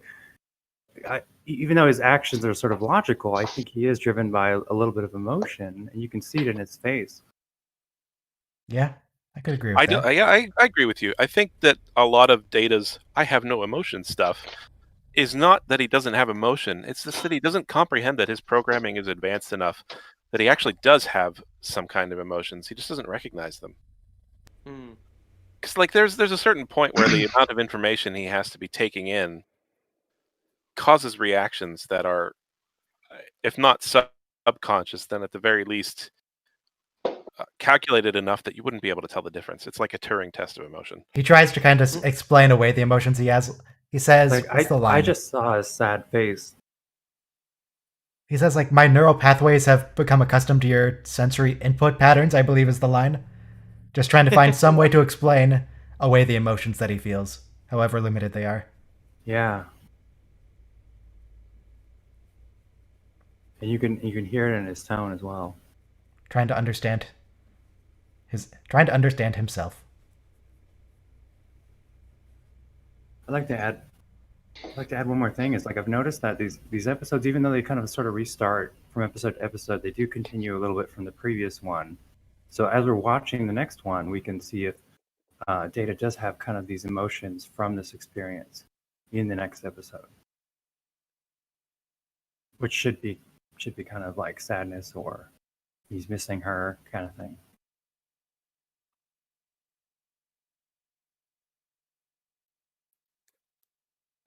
Oh, there was also Picard's desk crystal there. Just to bring things down a little bit. Very important desk crystal. Unfortunately, they stopped making those. You can no longer buy glass desk crystals.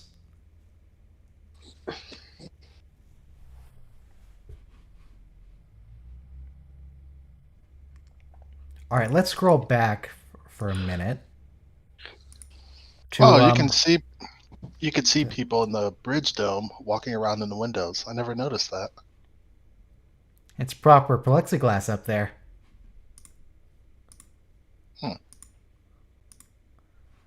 All right, I got the shot.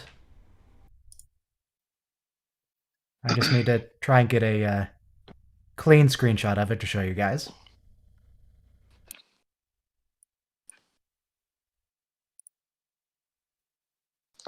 Paint.net. Paste the thing. All right, let's see if we can read this. That's kind of too difficult to read, but let's just see this. The part that was most important to Picard was we can do search and replace. Come to think about it, that's what the Shellyak want to do with the colony on the planet. This section deals with the right of each party to confer with the other in the event something screwy happens with the treaty. This may take the form of normal EM spectrum communication, subspace IM communication, face-to-face meetings, telephone tag, messages in bottles, or any other watertight form or enclosure. Watertight form of enclosure. Gossip, half-truths, outright lies, or face-to-face meetings, interruption of treaty compliance, shall not exceed something standard UFP solar years except during the month of July. See technician, a whole bunch of numbers and letters for code inputs. Lacar's updates on treaty compliance interruption shall take place at each starbase layover, or when commanded by ranking UFP or other designated body officials at Starfleet headquarters. 24593 Federation Drive, San Francisco, California, Earth, Sol Sector. Request for assistance may be placed by transmission to Standard Starfleet Booster Station for channeling to UFP Treaty Office, Sol Sector. Also, yeah, this will be easier to read for me than on stream because this is being downscaled to 720p for you guys. I know there was someone transcribed the whole thing.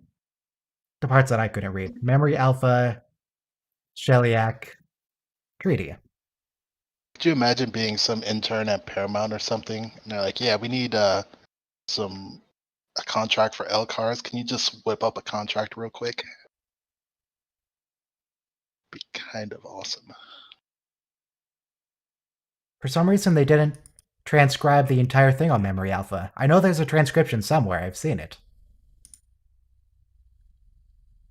All requests for changes in the text of provision must be submitted in writing by a terribly complex subspace coded signal. As long as it is encrypted and unreadable, as well as garbled and confused, so as to conform to the provision whatever of the incomprehensible acts of Widdershins, Federation document locator number, blah, blah, blah. All of this ongoing simply to get the something along to subparagraph whatever, which is quite a ways down the page. You might think that clever stuff, boy, are you wrong, that it's hard to read. It's really hard to read.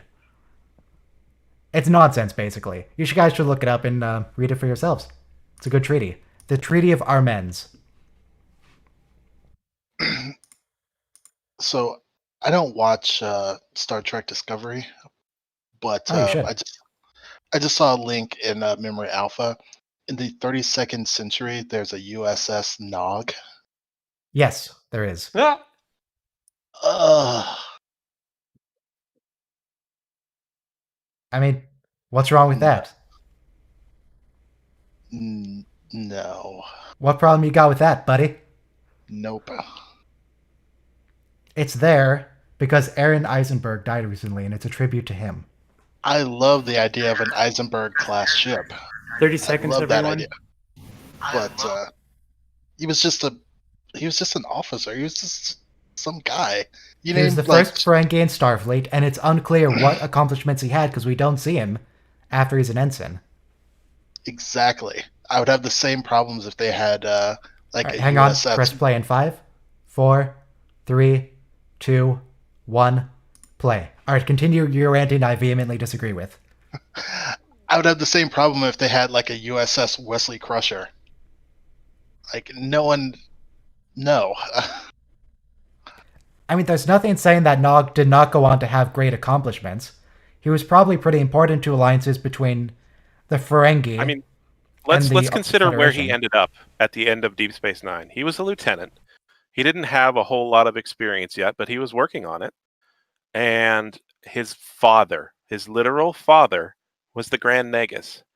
It could be that Nog and Rom worked together to bring the Ferengi alliance into the Federation. You have no idea.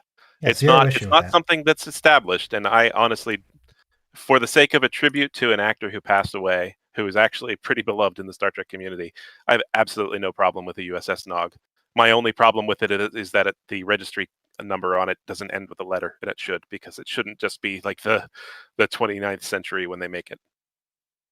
And maybe it's a thing like with the USS Defiant Constitution class, USS Defiant class. Maybe because it's just so different, it's just a name they occasionally reuse, rather than being a tribute to a specific ship. Because the suffixes that's possible. A, B, C, D are usually about like the Enterprise A was a tribute to the original Enterprise, not like a person. True. So maybe the original Nog wasn't that distinguished. So they just reuse the name sometimes.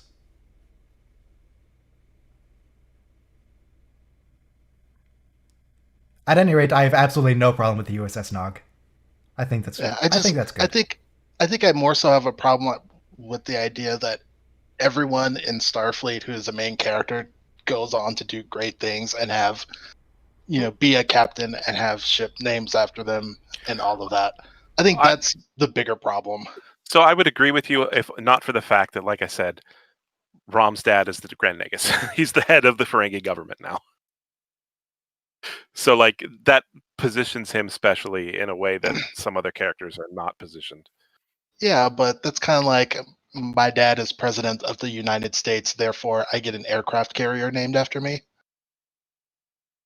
We don't If know. your dad's the We still president, know. and you also If go you're- on to do great things. We don't know if Nog went on to do great things or not. He might have, so we might as well give them the benefit of the doubt that he did. I guess I'd rather see all of those great things that he did, rather than. But would you also be the happy United if in the States show is they talk about Nog and it's like, oh yeah, you guys remember Captain Nog from the 24th century? He did this and this and this. I don't think people would be happy with that. The United States has also done far worse things than just a name given to a ship out of nepotism. We have a number of military forts that are still in use today, military bases that are still in use today that are named after Confederate soldiers and generals.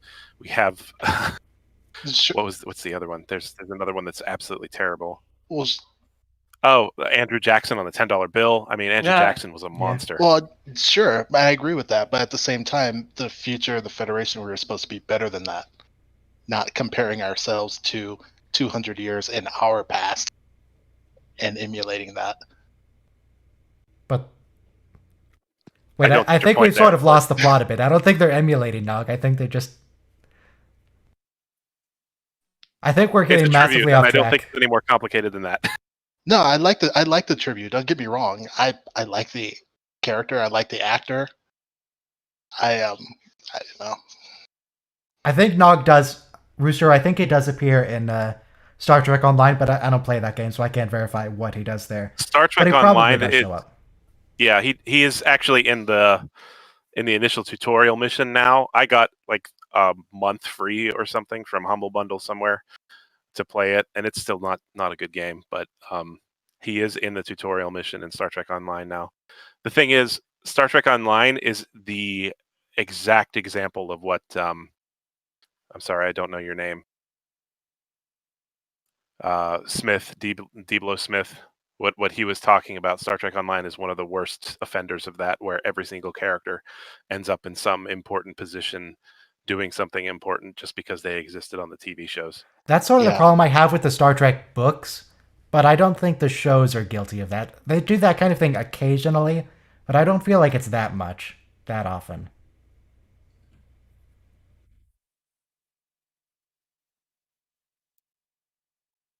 Yeah, that's kind of the one thing I like about Deep Space Nine. Anyway, they killed off Captain Picard or Captain Sisko. Not that I wanted him dead, but they didn't. They talked about in the first season how he wanted to be an admiral and that sort of thing. It just turned him, to me, it makes it more relatable that he was just a guy doing a thing and he sacrificed and he died at the end. As opposed to him being completely, deified, which is kind of funny because I guess he was in a way, but Literally deified. yeah. So is the tetherball stunt? Is that a stunt actor, or is that actually Jonathan Frakes? Good question. I would think they used a stuntman for the initial, like when he got pulled up, because Jonathan Frakes actually has back problems. So like doing something like that may have been problematic for him. But when he's hanging upside down, maybe they just let him do that. We do get a close-up of him upside down. So at that point, it's him. But there's no way that was Jonathan Frakes right there. No. There's no way. Because that would have actually hurt him quite significantly with his back. No. But yeah, that close-up, that's obviously Jonathan. Yeah.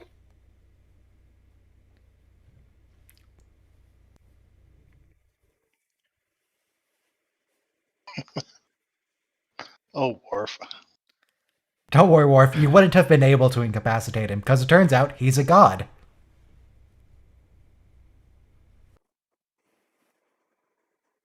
Man, this guy has clips on his shirt too. Why does everyone have clips in the future?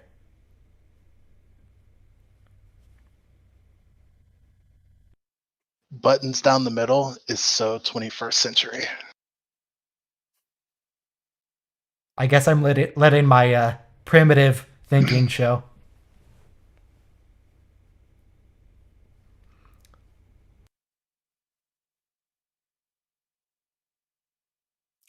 The Husnock. Oh, sorry, we don't know yet.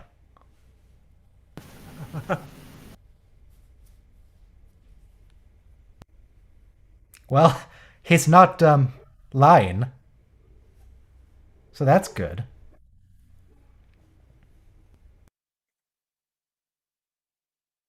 Yeah, the ship in this episode, the Husnock warship, it's very important.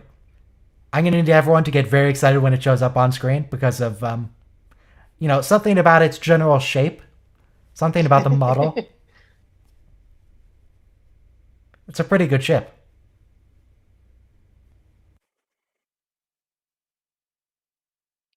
The entire colony? Isn't this like a massive established civilization?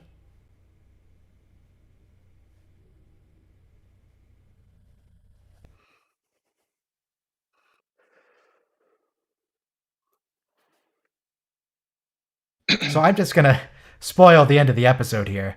So Mr. Uxbridge here, we learned that the Husnock came and killed everyone on the planet, and then he just vanished all the Husnock out of existence everywhere.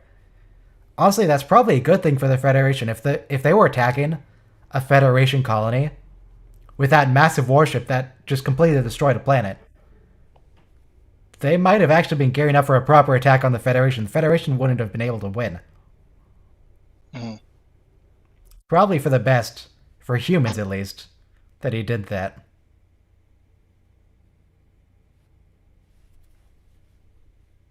A ship big enough to see it in orbit, yeah. pretty big.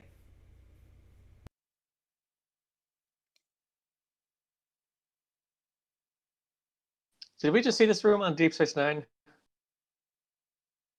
This house? Is that? Not that I recall, but could be wrong. I know you played the music, Data. Data, you don't know what you've done. Yeah, he's feeling something here. He definitely looks amused.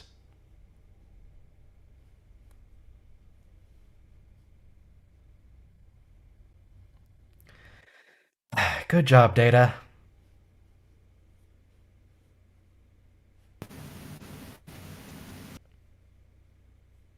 Poor Troy. Well, we need a reason to pay her this episode. She needs something to do.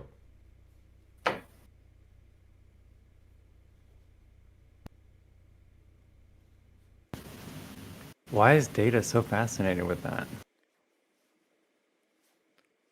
I don't know. He loves music. Maybe he's never And, seen yeah, he a loves music box symbology before. too.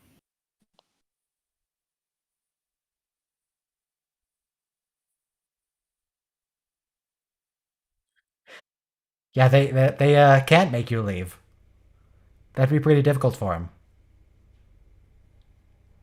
They could destroy your aqueduct and convince you to leave. Oh no, not the aqueduct. Where is he planning to get the... I mean, he doesn't need water because he's a literal god, but if they were getting water, where are they supposed to get it? The surface is destroyed. They just have a lawn.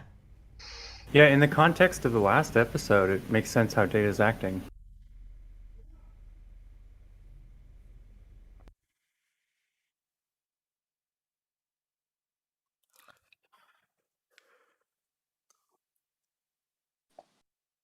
It looked pretty totally destroyed to me, Captain. I don't know what you're talking about.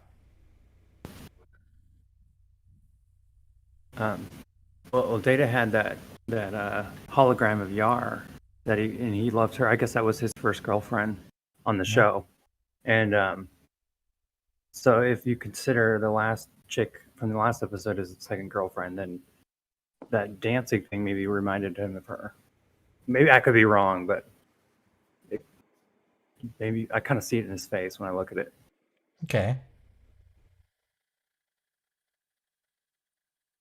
Really? They have a fusion reactor? In a house? That seems...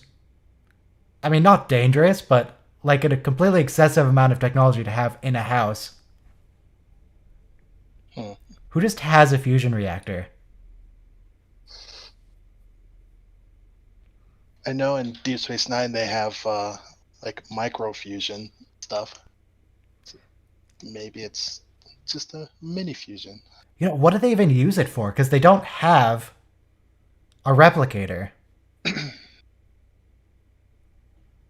What could they possibly be powering with a fusion reactor? The only electronics they seem to have are lights. Maybe some refrigeration. They'd get away with just like a solar panel. Yeah. Worf, I don't think you want to do that. Maybe not stake your reputation on that.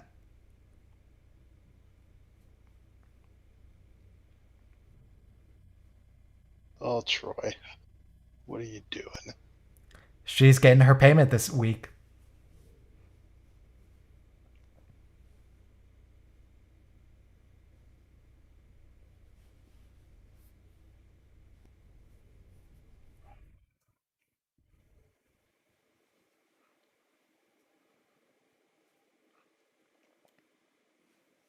I was gonna say, like, what are the range of this guy's powers? Like, they just leave? But I don't think he actually has a range. Because he eliminates an entire empire. Is he Q-ish? Kinda. He's like if Q got old and crotchety.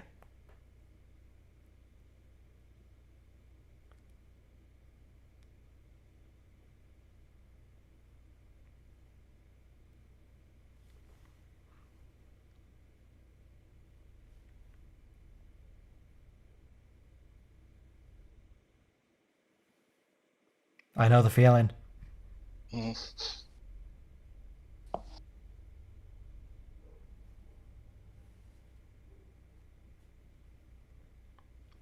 Is this the music they hear on Discovery? I'm not going to specify what music, but is a Dowd responsible? Constantly Rick Astley. Over and over. Maybe I could do that for a quick edit. Just have that playing in the background. All right, I'm going to do that. Hang on, let me open up Notepad. TNG, the survivors, but the music is never going to give you up. There we go. Okay, I have a note of it. That's going to happen. Is this where you got the ideas for all of your videos lately from these streams? No. Why do you think? No. No, that would be. I was just saying that would be awesome. If you Nah, did, that. that'd be cool. Oh, triangle ship. That ship is triangular. Ryan would never admit that. He would have to pay us. We're up to 12 triangles.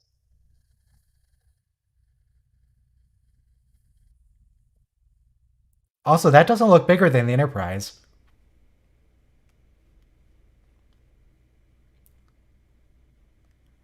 I was thinking that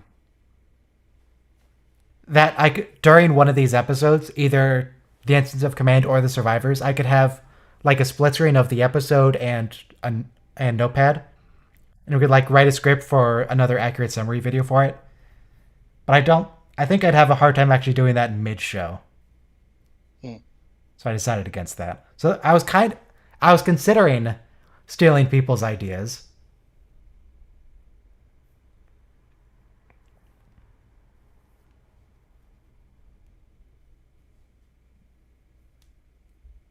Hey, like the Dominion ships. 40 megawatts. What's a jacketed stream? It's a stream with a jacket. I don't know what to tell you. It dresses up nice.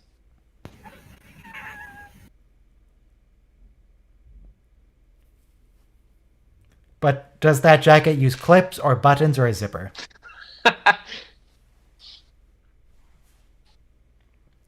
Yeah, that triangle ship model looks pretty different, but you can tell by the light pattern on the bottom side that it's the same model.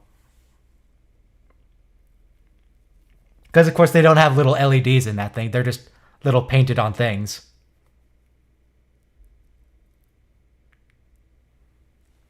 Wesley, he's the appeal for teenage girls to watch the show. He's the Wunderkind.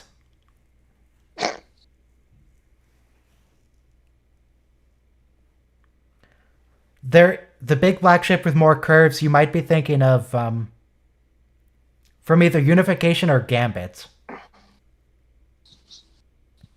One of the weapon ships there, like a pirate ship, is like that.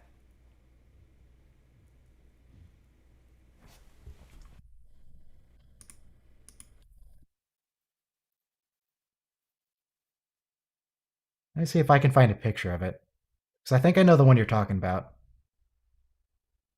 The smuggler ship from Gambit is pretty not Gambit, Unification. That one is pretty angular. The one that got away. Is this the one you mean? This is the ship that tries to steal supplies from the Federation surplus depot.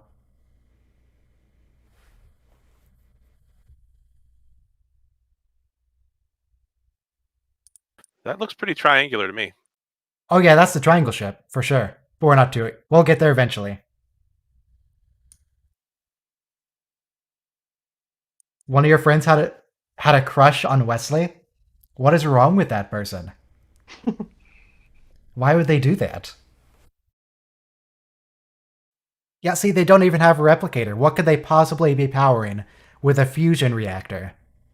That soil sensor thing.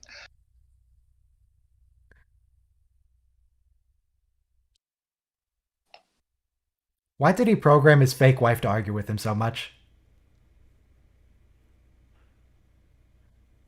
I mean, normal little arguments, but this seems pretty important to him. Maybe he should just... He's got a lot of patience, that's for sure. Man, rickrolling is fierce in the 24th century. Okay, I have a plan for this. I need to isolate just the vocals. So I think if I run this clip through like NVIDIA Broadcast or RTX Voice, I think that might be able to filter out the music. And then I can have just a clean thing of just them talking, where I can play Rick Astley over it. At the end, you might want to have like a clip of Denise Crosby, or not. I'm sorry, the Marita Sirtis talk.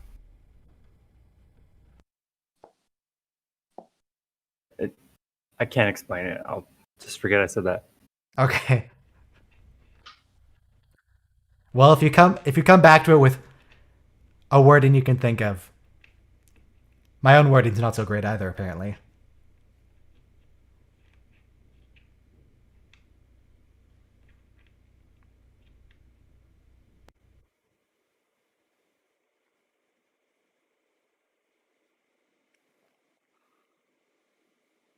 Well, that's concerning. Looks like your parents may have been right. Yeah, I'm with them.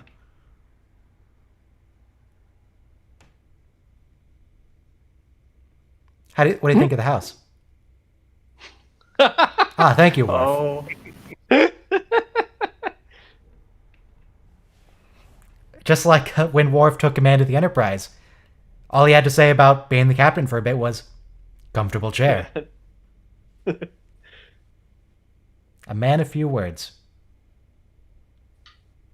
Now, why do they have only one chair that's plastic wrapped? And it's like saran wrap. It's not even a normal cover, it's saran wrapped. It's actually not, it's some kind of weird plush material, but it looks plastic wrapped. It's just a leather space chair. And it's hideous. Oh, and this woman also shows up in other Star Trek episodes. She was the Bajoran magistrate when people are trying to extricate Dax. Yeah, I looked her Extricate? up out of curiosity. Extradite. Extradite. But yeah, I looked her up out of curiosity to see if she played anything else, and those were her only 2 roles in Star Trek. Which kind of surprised me because I feel like she's been in Star Trek more, but I think I've just seen her in so many other things.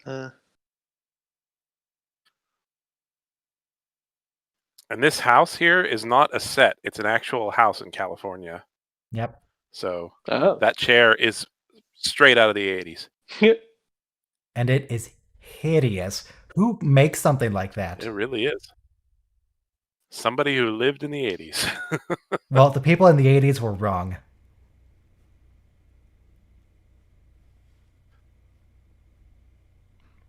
Not like my sense of fashion. My sense of fashion is always completely correct and will be forever. It's never going to go out of fashion.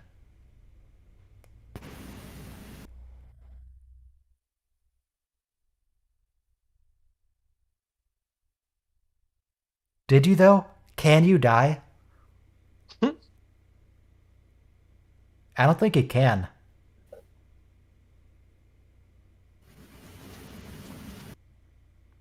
You know, maybe.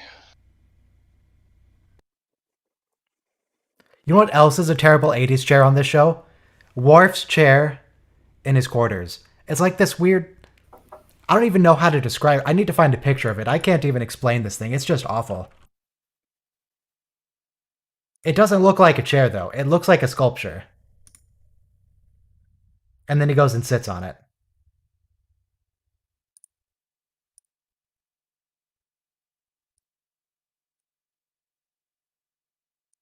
This thing here.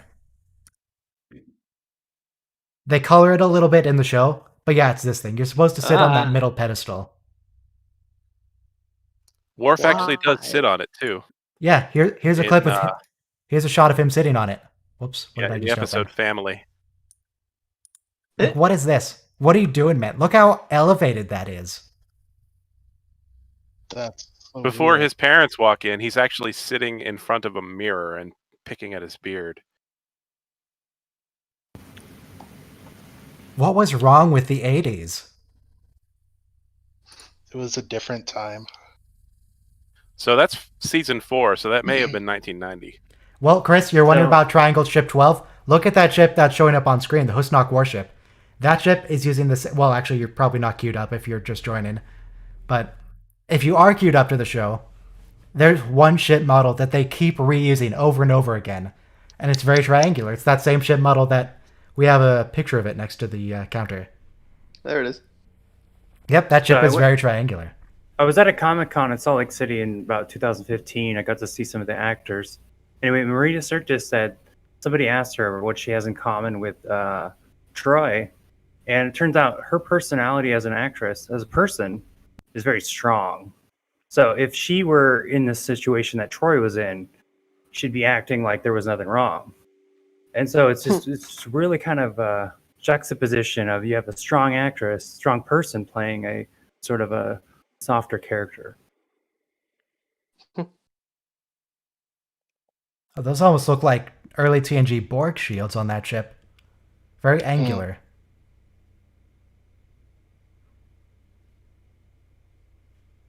Oh yeah, it does look like the Borg shield. Actually, no. That extra in the background. Yeah.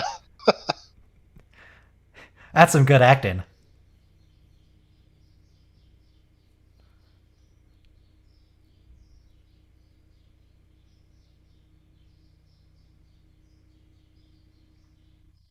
What's that big spike on the bottom for? Is that for ramming people?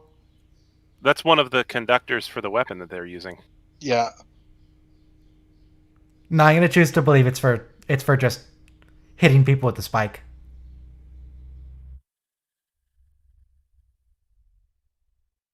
Or rather, not that it's not for shooting, but that it's dual purpose.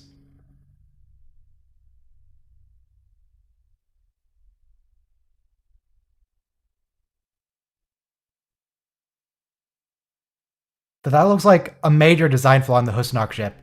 Can it only fire forward? Because it looks like it can only fire forward.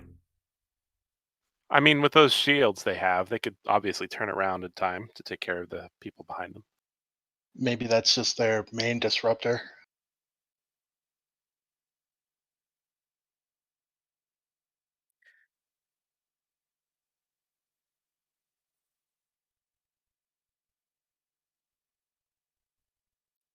Finding another reason why we have to get rid of Troy for the episode. Because she would be too helpful. They could have had her be at a conference or something, but nah, just make her suffer. I'm just surprised they didn't go with the line, I sense something, but I can't tell what.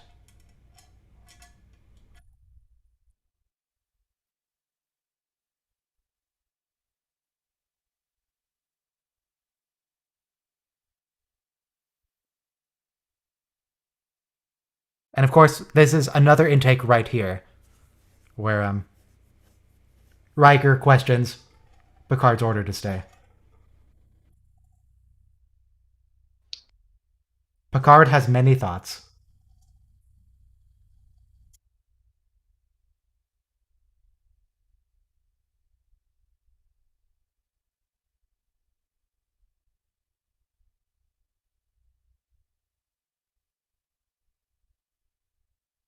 God, now I'm expecting them to be the blooper takes. It just seems wrong now. We had to cut out all of that dialogue in the middle because it wouldn't fit. So just the I think, and then he turns away and walks out.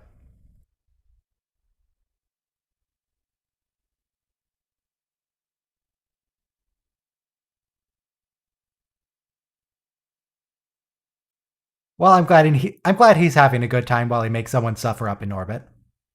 He's enjoying himself.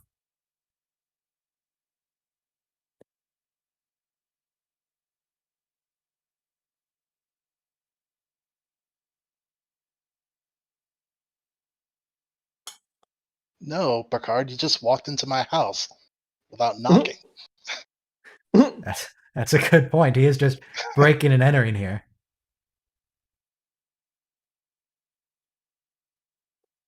It's okay. Who's he going to report it to? Are they really going to believe him over Captain Picard? He can do whatever he wants.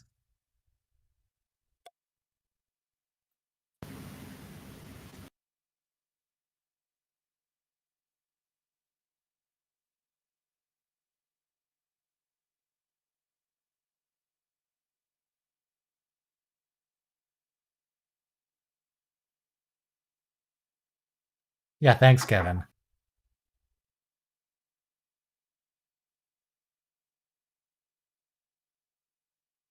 Oh, I didn't include that in my compilation. A form of intimidation.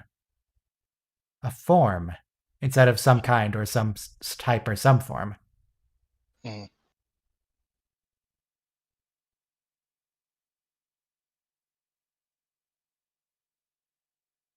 And she means that very literally. She actually can't leave Kevin. Is that a Christmas tree star behind Kevin? Well, let's wait for the next shot and find out. We don't want the close-up of Kevin. Wide shot.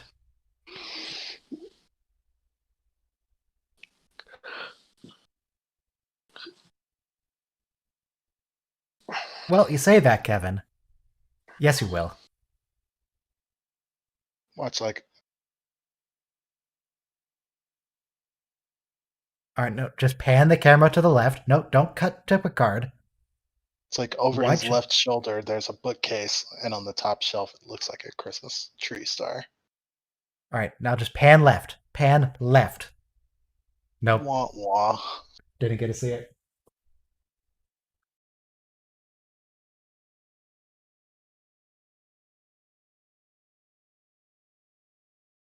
Oh, there's some debris on the floor there by Riker. They've been neglecting their vacuuming. Rocks.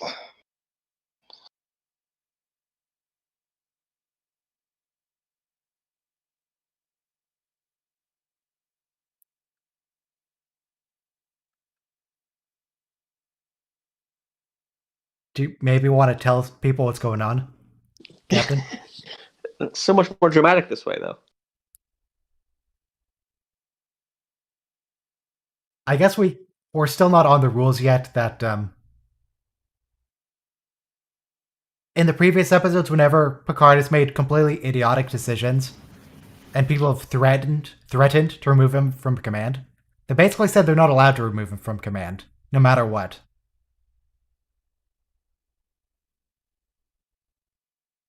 Oh, Triangle's leaving. Later on, they will decide that they are allowed to remove Captain Picard from command. And Riker will do that when he feels that Picard is putting the ship in danger, when he gets replaced by an alien. But apparently he's not allowed to do that yet.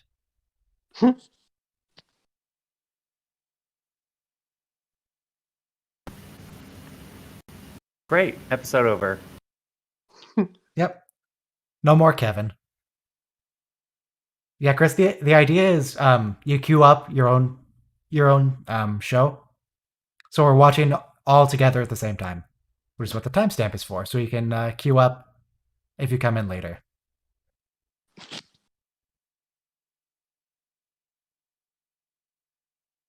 Oh, that was easy. There, now the episode's over.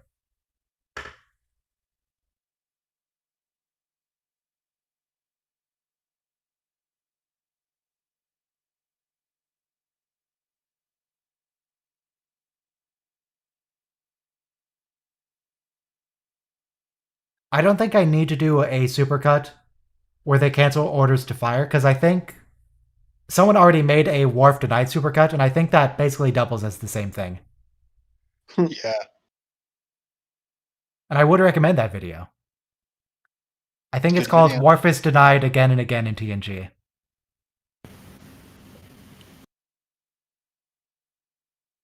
Yeah, but Michael Dorn loves it, though. Everybody loves him. Especially Marina Sirtis. Dorny, she calls him.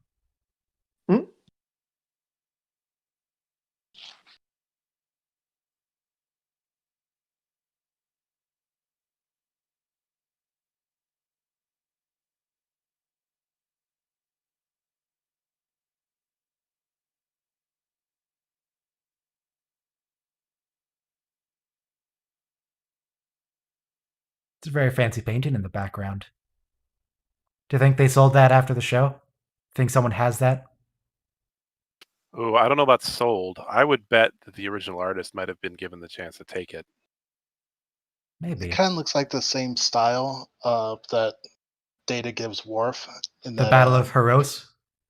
Yeah.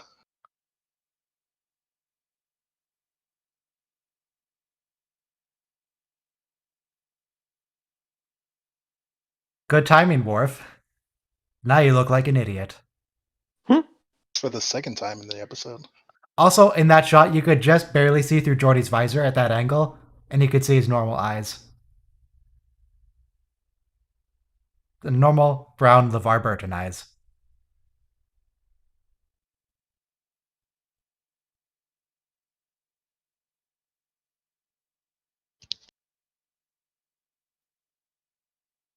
Can you beam up the woman? I don't remember her name. What's her name? The lady? Rashawn. Rashawn. Can you beam her up? She doesn't actually exist.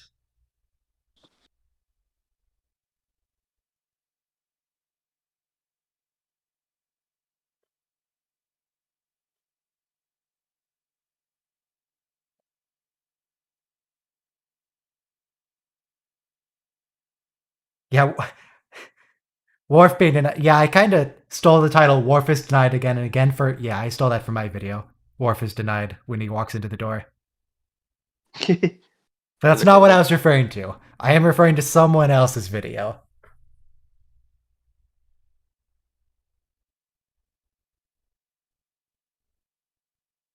Hey, when people look for that compilation, I want them to find my stuff too.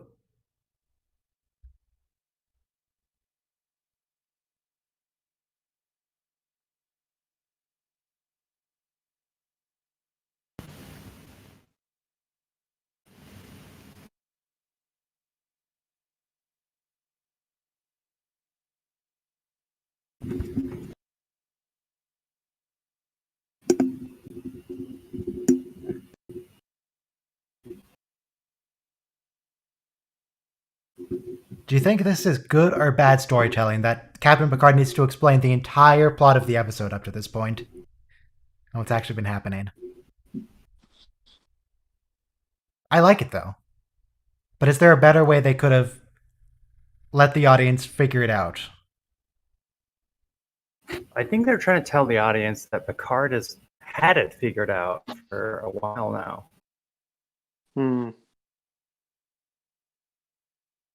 No, Rashawn, he's definitely killed a lot of people. Like, way more than 11,000.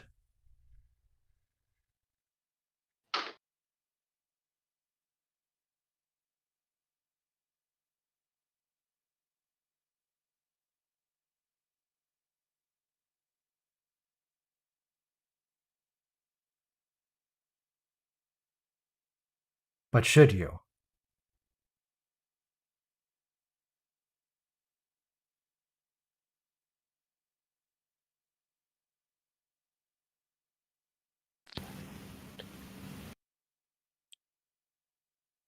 Why is he telling her this?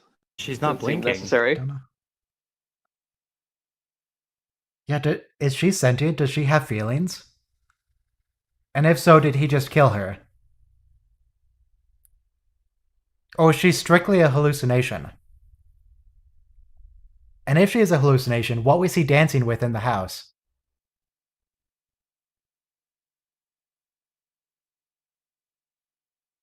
I like that Geordi can see that because of his visor. Through the closed turbo lift door.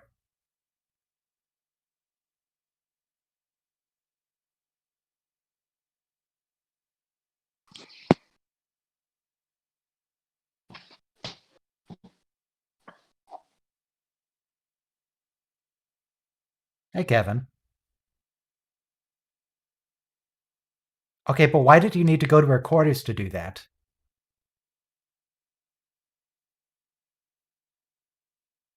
And yeah, why did he go to the turbo lift? What exactly are his powers? Maybe he's just too mad to use his powers. He has to walk. And really, you never ran into a Betazoid before now? Has he just been cosplaying as a racist, only sticking around humans?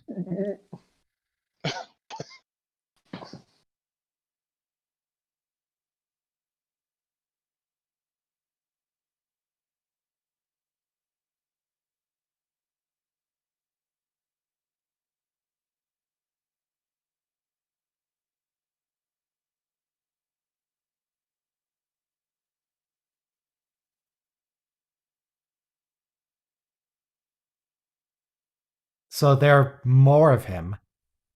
He's from a species of Dowd.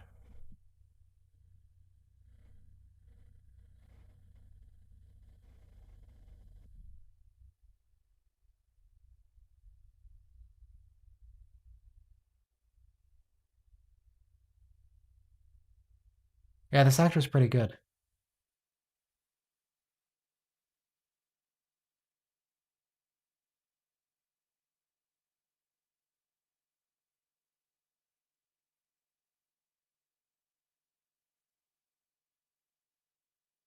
Who was about to destroy the Federation.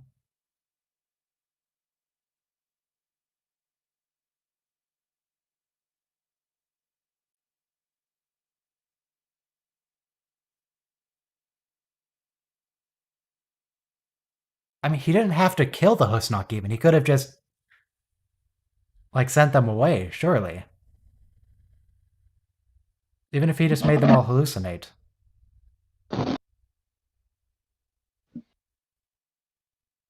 Okay, he tried that.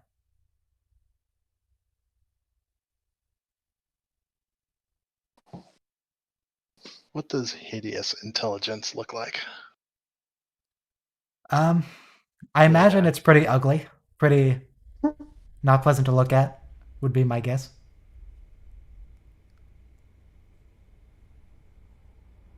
Probably a bit hideous, actually.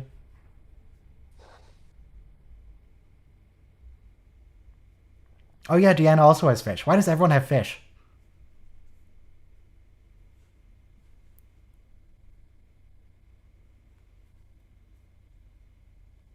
Do people in Cetacean Ops also have fish? Well, that would be slavery and racism. But if they're just regular, not ugly, that's the wrong word. Regular, not intelligent fish.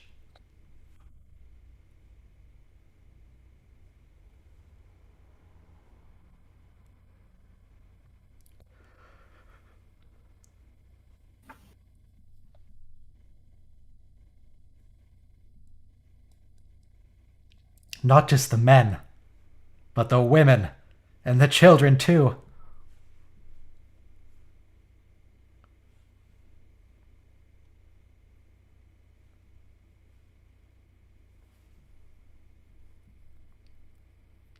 Do we know that Cetacean Ops is dolphins? Actually, maybe.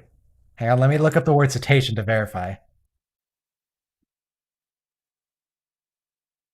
Yeah, whale, dolphin, porpoise.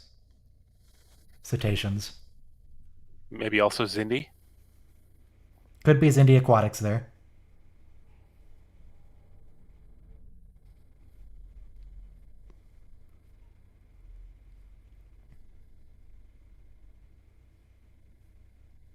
No, actually, you do, Picard. You definitely have a law to fit that crime. That's called genocide. Yeah, it would have been more accurate to say we have no way to imprison you. That would have been true.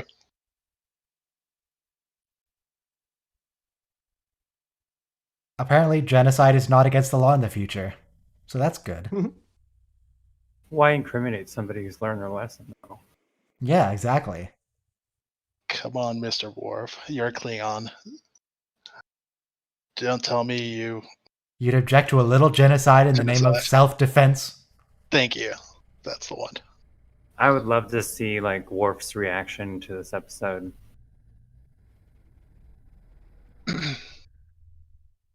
I didn't like what Captain did. Should have just shot him. Honestly, I just enj- shoot them is the correct answer most of the time in these episodes. Just Dear shoot them. diary, dear diary, I got to fire all weapons on full. Today was a good day. It's like that episode of Lower Decks. It's like, oh, please let me fire on their warcores. I've been very good.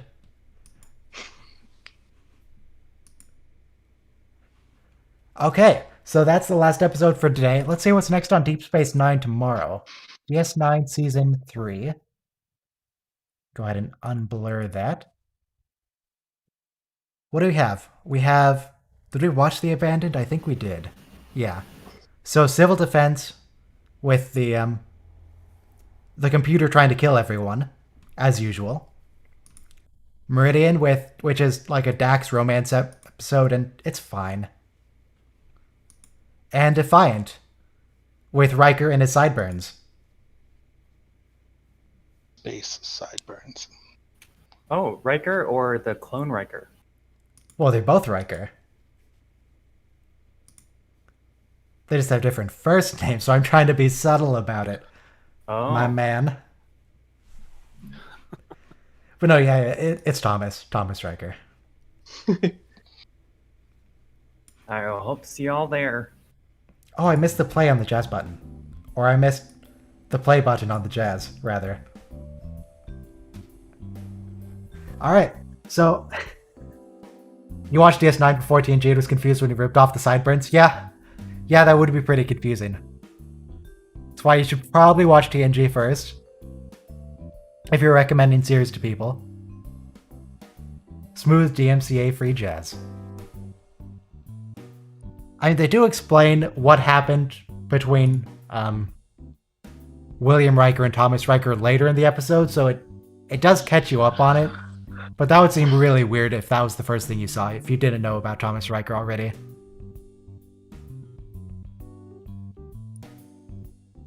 Apparently you can watch it on YouTube too. Weird. Okay, so that's it for today. Thank you for joining me, everyone. Thank you. It was fun. See you tomorrow. It's been an See you honor. guys. Thank you. Tomorrow, same time, Deep Space Nine. Everyone go away.